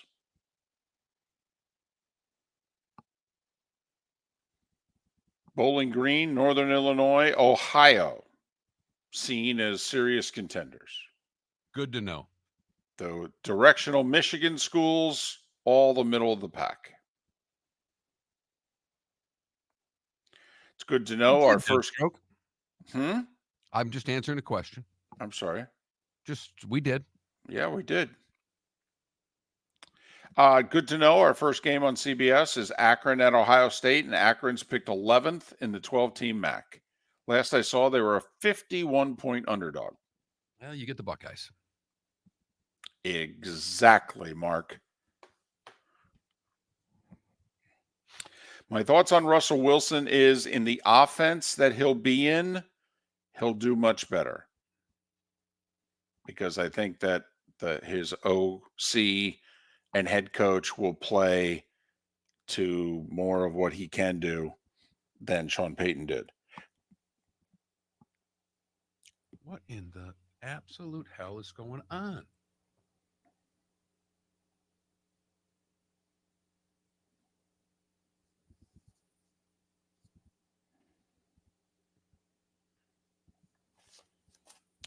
By the way, Data Golf, Mark, agrees with you. They think the cut line, 71% chance it goes to +5. Not blowing any. Well, in the afternoon, it may lay down a little bit, but man, oh man, it's blowing. Lowry made another birdie. He's got it back to 6 for what it's worth. Scheffler's 2. Listen, I'll be curious to see where 6 under is at this time on Sunday. Would you take it right now? Heading to the back 9 Sunday or to post it Sunday? Post it. I don't think it'll win, but I think it'll top 3.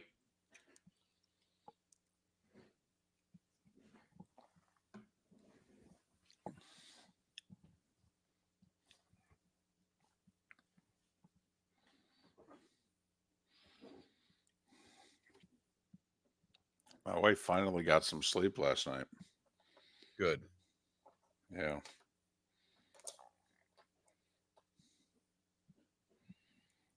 We're getting to the point where we think we're going to survive this, if you know what I mean. Right. It's still tough and hard and rough and all that, but you're like, okay, we're going to get through this. It's just going to take a while.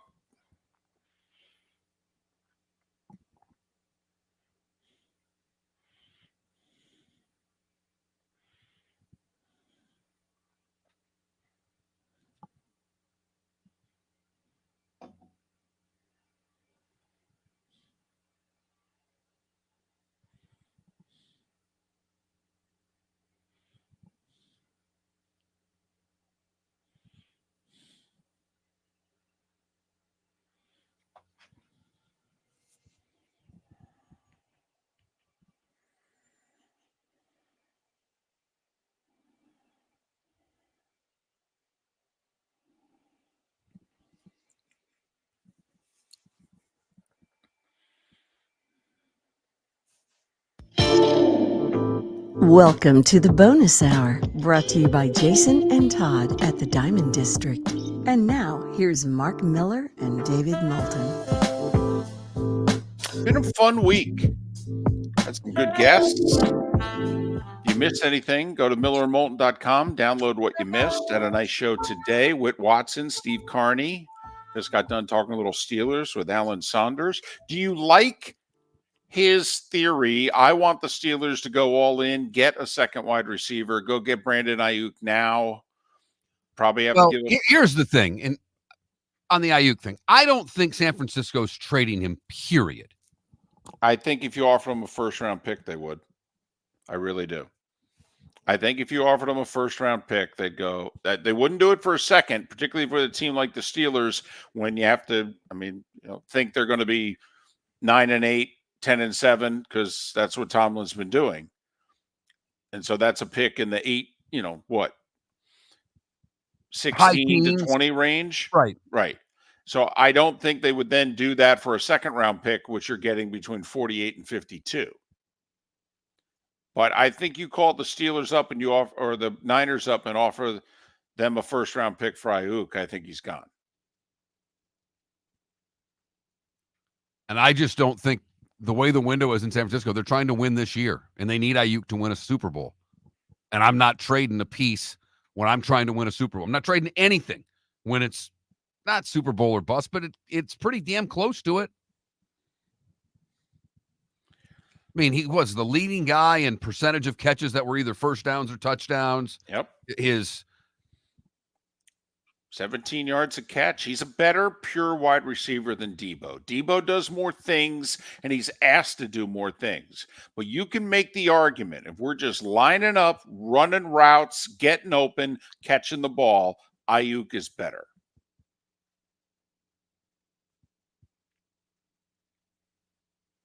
Now, so it's not someone I'm trading when my thoughts are a Super Bowl. So you would turn down a future first-round pick for a guy that is just, I only got him one more year. How do you know? Because he said he wanted to get traded? Well, his contract's up, so you're going to have to pay him, and you know what the going rate is, and you know what your cap situation is. The only way they're keeping Ayuk is to pay him, and they know what he's asking for, and it ain't going to go down. And they're not willing to give it to him now on an extension. So why would they be willing to be given to him a year from now? And then if they do, they got to cut loose Debo. And that's the move I'd make. Okay. That's the move I'd make. Did you agree with his thinking that since the Steelers' quarterback situation is still a question mark, they should not be giving up tremendous resources to put talent around the quarterback because the quarterback position could just let them down? I think that's very fair. I think that's very fair heading into the season. All right. So you said Lowry just made a birdie? Lowry made a birdie to get it to 6. If I offered you post that now, 6 under right now, late in the back nine, or no, post it on Sunday. Because you got Lowry at 6, this Daniel Brown guy at 5. We don't expect him to hold on. Justin Rose is now at 3 under and third by himself, and then there's a bunch of guys at 2. And also some big names at 1. Scheffler's at 2, by the way. 3 holes to play in his round. I think he'd post that sucker right now. Back-to-back 70s. I think he'd race to the hotel room. 100%. David, I think I'd take my chances with 6. I don't know what the weather's going to do the rest of the week, so that's a little scary to make a prediction based on not knowing the forecast. But I wonder, even though they're used to the winds being in the other direction, if it switches on Saturday, how much that'll mess with them after 2 days of playing it a certain way, and if the course plays completely differently on Saturday and Sunday. I don't think 6 will win. I think it'll be on the leaderboard, though. I think it'll be on the first page of the leaderboard at the end of the day Sunday, but I don't think 6 under will win. I think you might have to get to 8. It's going to be a hell of a climb for a lot of players then. That's putting together a pair of 68s. And right now, no one's been able to go low so far. Well, right now, you only have 14 guys under par. You only have 7 that are 2 under or better. So if by chance I'm right and you got to get to 8, I mean, and most of the guys at 1 under are in the clubhouse at 1 under. I mean, that means that they're going to have to go 68, 67, or, you know, throw a 65 or 66 up there and then put a 70 with it. I mean, it's worth noting this course has held up. 8 years ago, Stenson and Mickelson went really low, 20 and 17 under. Third place was 6. And here we are on the back 9 on Friday, and 6 under's leading, and they're talking about the cut being 5 over. 468 so far today. That's the best score of the day. Guy you picked, Patrick Cantlay, had 1 of them. Well, we've only had 2 rounds better than 68 so far in the tournament. I mean, Justin Thomas at 68 yesterday was 3rd. And Daniel Brown's one of those that shot a better round than 68. And the fact that he's still hanging around today, 1 over through 10, is pretty impressive to me, David. First ever major, leading after day 1, and so far has worked his tail off not to throw up all over himself on day 2. Don't you want to see, just for him hold on in this round? He's got like 6 holes left or so. Hold on and be in the final group tomorrow. I think it would be I mean, how fired up would they be if Lowry, Daniel Brown, and Justin Rose are 1, 2, and 3 heading into the weekend? So Lowry and Brown would be the final group. Second to last group would be Justin Rose and Billy Horschel, because I believe he was the first one in. Yeah, if Rose can hang on, he's just underway and 1 under through 5. But the other thing is right now, Scheffler 2 under with only 2 or 3 holes left in his round. I mean, Scheffler, by the way, has not done well in the Open Championship. I believe his best finish is like T8 or T9. You know, T8 3 years ago, his best finish in an Open Championship. But you would think, though, with the inclement weather or difficult conditions, that premier ball striking would, you know, do really well. And there's nobody that's hitting it better than Scotty Scheffler. If you're right and the cut gets to 5, plus 5, Rory's got to shoot 69 today to make the cut. I think he can do that. Would be you know, I mean, you see Rory shooting 368s and get himself back into about 1 under, throw a little backdoor top 10 at everybody. I knew you were going there. As soon as you started talking, I said, he's going to put Rory, he's going to lump him with Sergio. A little backdoor top 10 here. Yeah, he's done it. He doesn't tee off for another 40 minutes, by the way. So he will probably know If not when he's teeing off, he'll have a real good idea early in his round what he's got to get to see the weekend. He's like one of the last guys to tee off today. I'm just stunned he played as poorly as he did yesterday. Shocked. Someone that drives the ball that well with greens that are slow, everything about the Open Championship sets up for his game. And he had a horrible day yesterday. Just horrible. And he didn't drive it well either, which was the ironic part about it, David. I mean, he had some wayward drives that were all over the place around the course yesterday. But right now, Shane Lowry on 18. He is 6 under. He is your leader.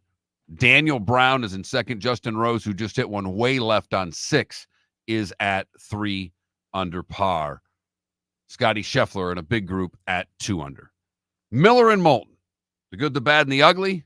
Today was a day when, and we actually got a what's on tap today because there's actual sports going on. Hey there, Miller and Moulton with a big announcement. Our show is enjoying the best ratings we've ever had in the mornings, yet we are in real danger of going out of business. You see, the financial backing to our show has disappeared on short notice. So in order to survive, we need advertising support.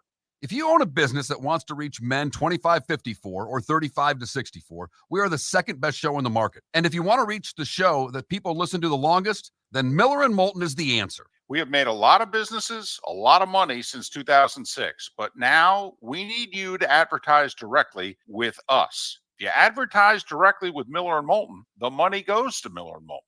So please, if you are a business looking to reach men, contact us directly. Text sponsor to 21,000. That's sponsor to 21,000. This is not a joke. Through no fault of our own, the show is in need of sponsors. Miller and Moulton. Text sponsor to 21,000 or go to that Mark Miller or the David Moulton on X.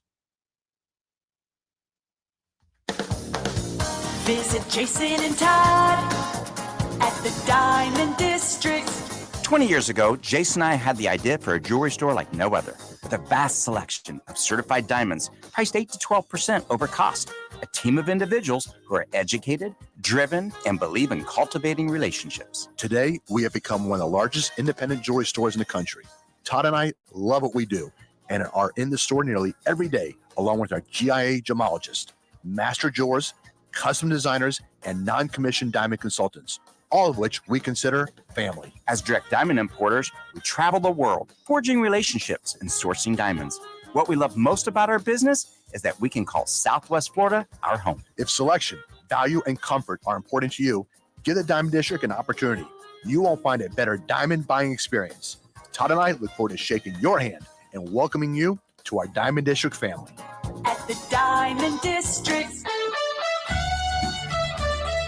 You are listening to Miller and Moulton on the Florida Sports Network.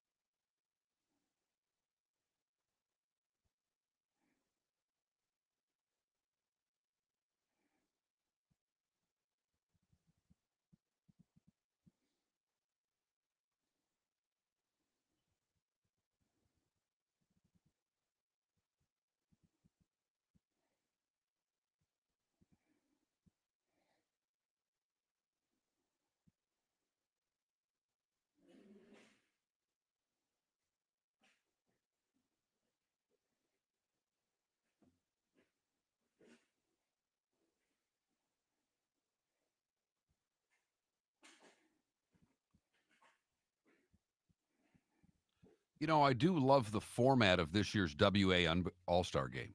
I'm not saying I'm going to watch it, but the fact that it's Team USA against the All-Stars is an intriguing All-Star game. I agree.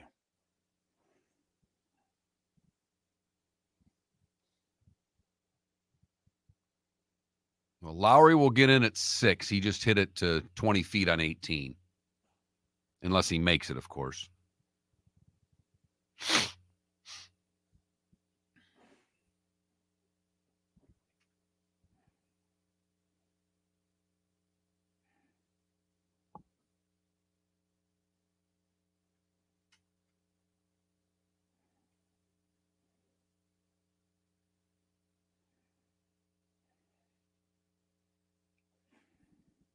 Oh, that was cool. Somebody who was obviously physically handicapped, I don't know mentally, but he was right by the thing where Rom was walking in, and Rom gave him a big handshake and, a little dab. Like, that was pretty cool. Good. Absolutely. Scheffler to the pot bunker on 17. By the way, the WNBA All-Star Game is going to be on ABC tomorrow night. Yes.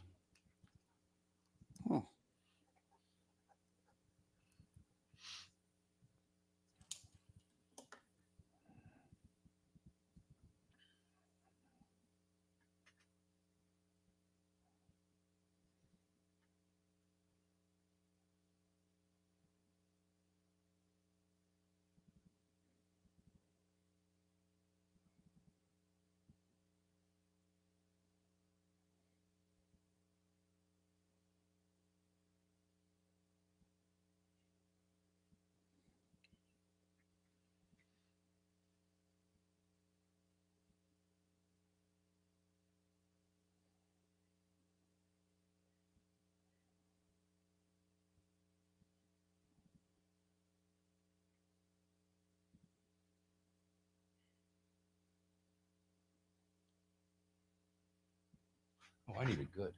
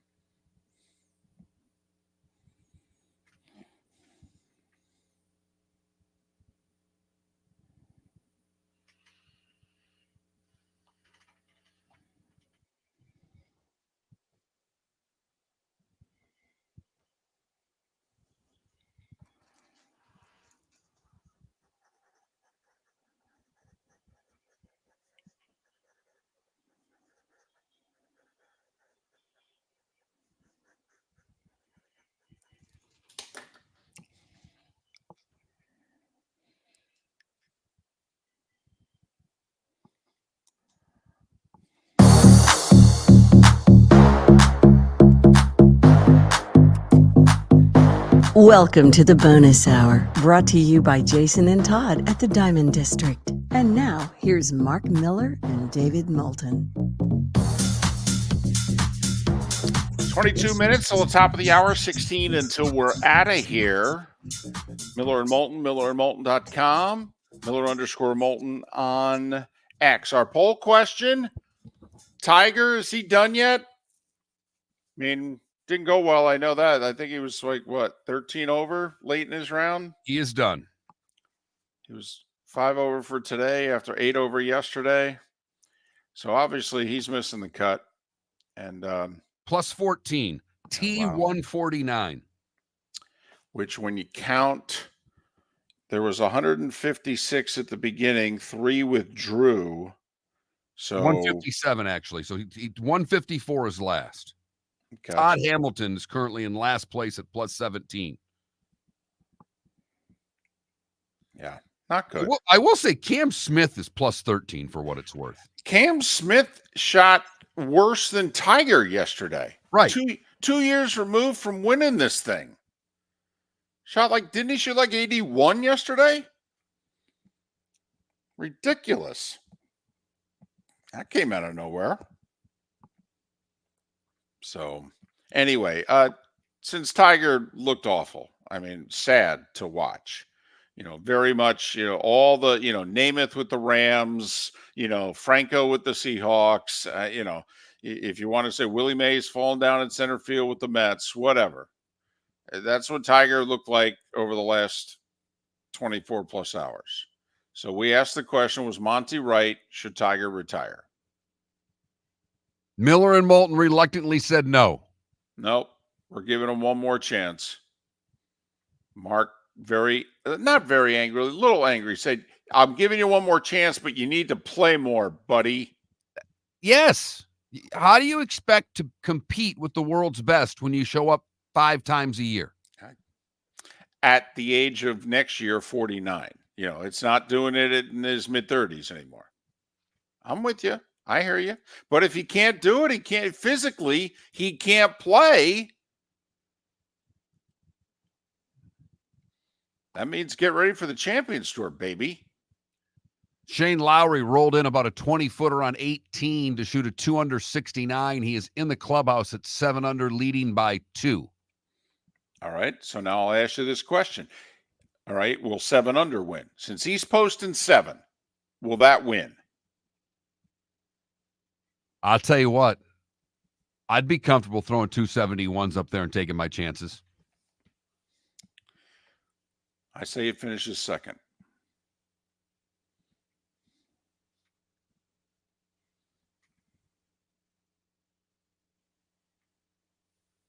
Segment, if for no other reason than to stop David from talking about Meghan and Harry. Here's Mark Miller with Today Was the Day When. Spencer Gore, David, today in 1877 becomes the first winner at Wimbledon. Huh. Probably didn't think in all those years and all those championships that we'd, still be playing this thing when you won in 1877. Today in 1910, Cy Young wins game number 500. He still had 11 more to win there. Hey, you know what? I don't know why this happens. Okay, I don't click on this thing, but I'm on something. I don't click. You clicked on something. It's a picture ad. I never click on it, but You've got fat thumbs. I do have fat thumbs. I do. All right. I got a big head and I got fat thumbs. It's true. All right. But it's my This Day in History site, and I'm going through it, and I make sure not to touch the ad, and the ad always goes off. Here's an idea. Crazy one. We've got a rather lengthy commercial break. If you turned it on then, you might get through the video. And not only that, I'd be paying attention to you, which Neither here nor there. Okay. Today in 1913, Billboard published its first top 10. Bob Feller makes his major league debut at the age of 17 today in 1936. And he threw really hard. It was a relief appearance and a loss. The Tom and Jerry cartoon made their debut today in 1941. 1954, Elvis releases his first single, That's All Right. I think it did pretty well. All the way to 1995, the movie Clueless premiered in 1995. That's how old we all are. The Atlanta Summer Games opened today in 96, and Mad Men premiered today in 2007. Elin Estasi, the very colorful tennis player, is 78 years old today. Queen guitarist Brian May is 77, and Trent Williams is 36. What did I miss, David? There's not much that you missed. I don't think there's a whole lot worth mentioning, except Lady Jane Grey was deposed today as Queen of England after only 9 days as the monarch. She was 15 years old. She didn't want to be queen. For whatever reason, they passed over her cousin Mary, who I guess was supposed to get it. And apparently people got bent out of shape. So not only, Mark, did they depose her, they imprisoned her and killed her. Wow. Right. She didn't even want the job. Right. And she was 15. And so you think, what they're doing, shutting out, Harry and Meghan. I mean, they used to handle things a little differently.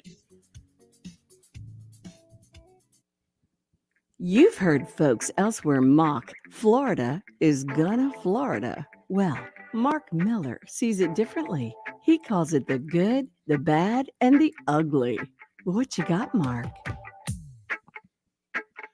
We have a cool good today. I like this good. Kendrick Nicely, 13 years old, fishing in Norris Lake in Tennessee, kayak fishing. And he lost his fishing pole. Fishing pole fell off the kayak, went to the bottom of the lake. And he was completely distraught because the pole was inherited from his father, who died a couple of years ago. So as I could imagine, any 13-year-old would be freaking out. The pole that dad gave you, dad's gone. And you lost the pole. Right. But grandma called Jason Hopkins, a local diver known for reuniting people with their sunken treasure.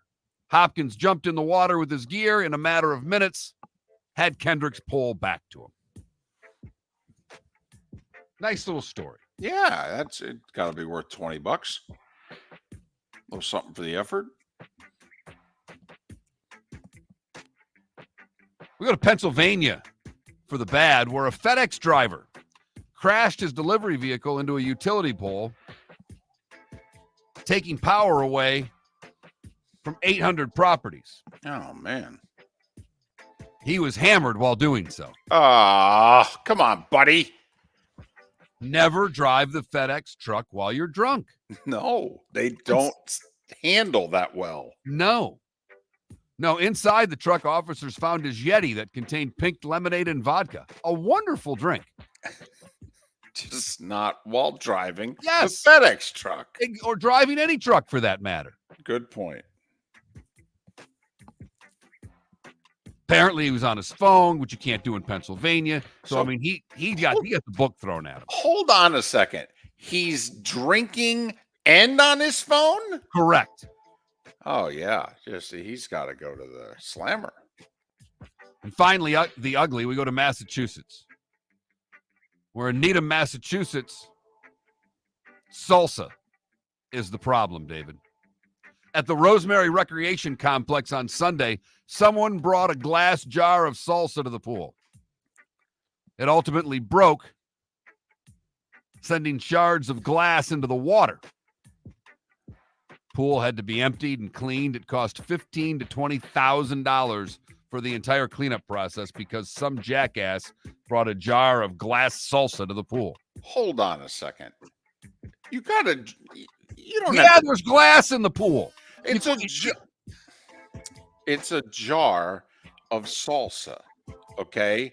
It breaks in an area. No, it broke and ended up in the pool. How big is the jar? It's a jar. I don't know. You mean Maybe to tell it was me a jumbo size. Maybe it was a family size. You mean to tell me come on. Okay, it's not in a corner of the pool. It's not near the edge. It falls into the pool. What do you have to drain the whole pool for? I mean, seriously. So you don't get sued when someone steps on a piece of glass that you didn't get out of the pool. I'm not spending however. You think you're getting sued for more than what it costs you to drain the pool? Yes, I do. Hold on a second. You step on a piece of glass. What'd they say? 20,000? 15 to 20. Okay. You think you can go to court and get more than $20,000 out of me for stepping on some glass? As Baby Jewel says in the Twitch chat room, it's why you don't ever take a glass into the ice bin at a restaurant. You got to use a scooper. You break a piece of glass into the ice bin, you got to clean all the ice out of it, and you got to drain it. I would not have drained the pool. No way. I would have scoured the bottom of it, scooping it up. You're going to scour the bottom of the pool. How do you scour something full of water? Explain that one to me. You go down to the bottom of it and you look around, you feel around. Okay? I'm going to drain the whole pool because you broke a glassware. a bottle. Give me a break.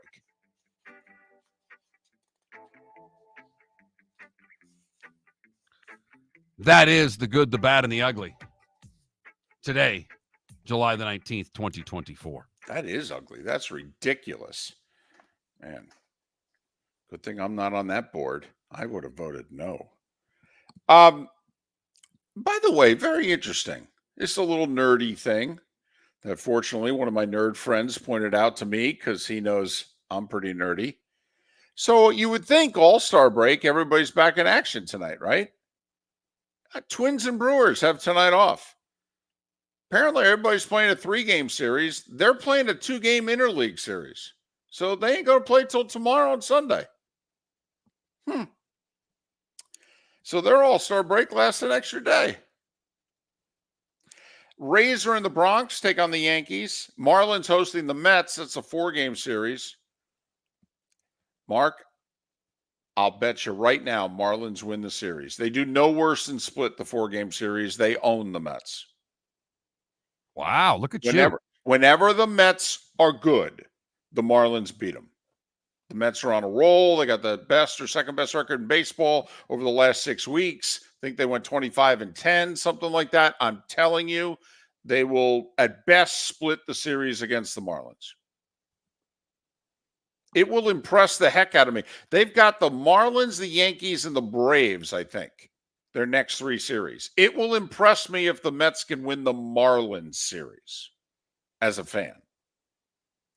Got some really good series, though. Phillies and Pirates in Pittsburgh. Pittsburgh got to 500 at the break. Figure we're going to see Skeens here against the Phillies.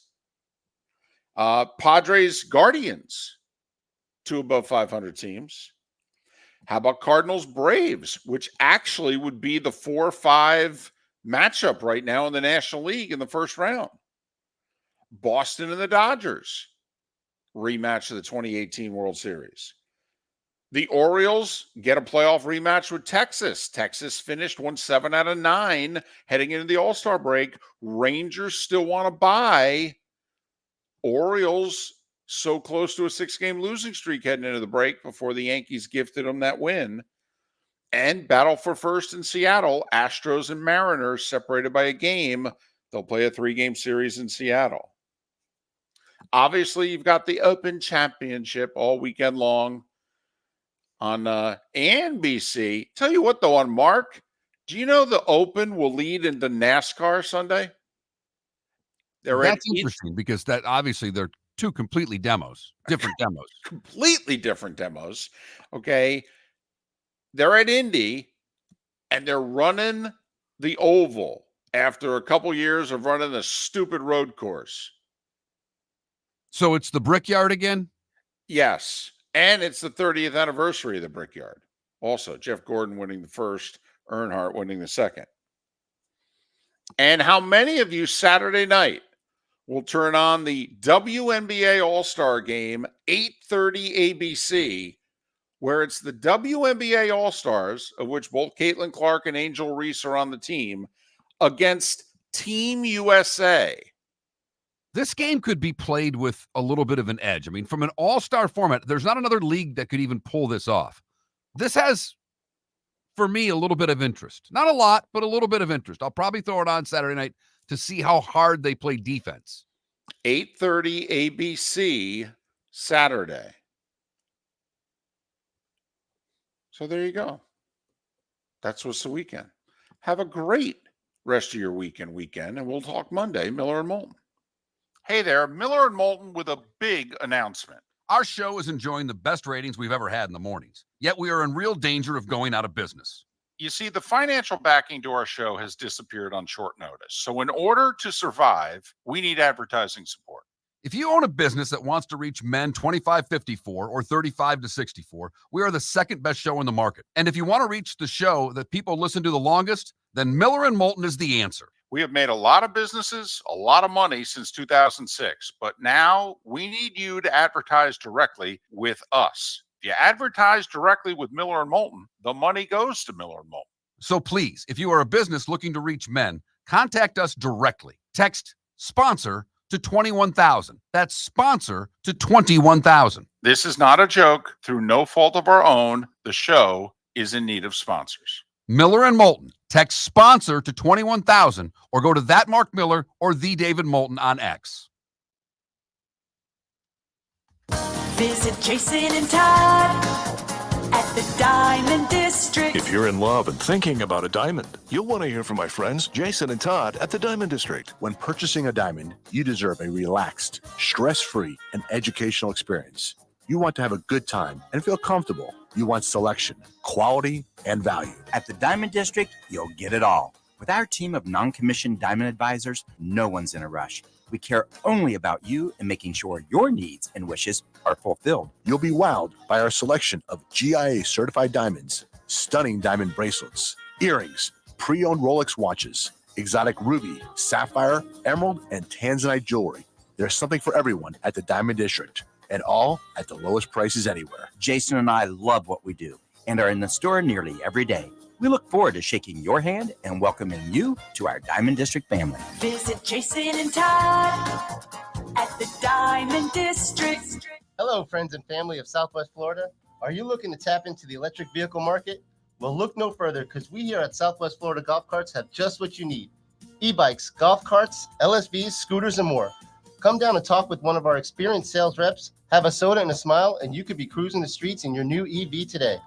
Stop by the store or visit our website at flgolfcarts.com and enter for a chance to win $100 off your next purchase by answering John's monthly sports question. Mark Miller for Molly Maid. Why Molly Maid, you ask? Trust. Moulton was a customer for 15 years. Affordability. Didn't I just say Moulton was a customer for 15 years? Worry-free services. Our professional house cleaners are fully insured and a 24-hour warranty. Call Molly Maids today at 239-774-5839. That's 239-774-5839 or online at mollymaid.com/FTMYERS. That's mollymaid.com/FTMYERS. You were listening to Miller and Moulton on the Florida Sports Network.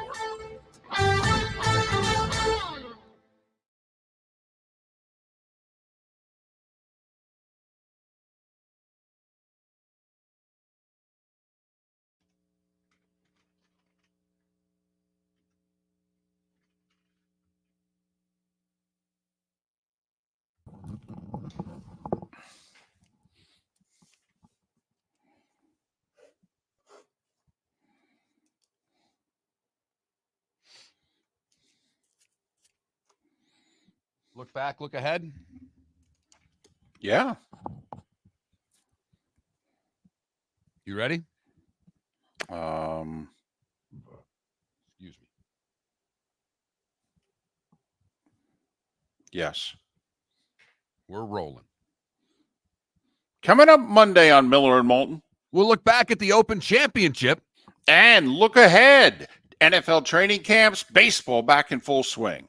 Miller and Moulton, Monday, 6 a.m.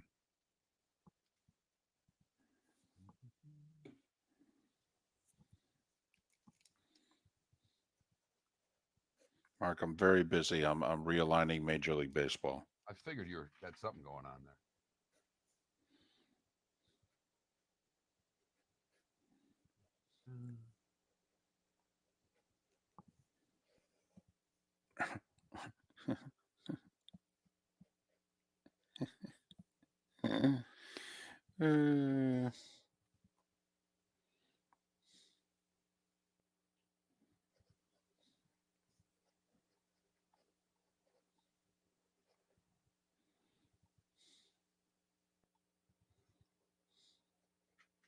All right.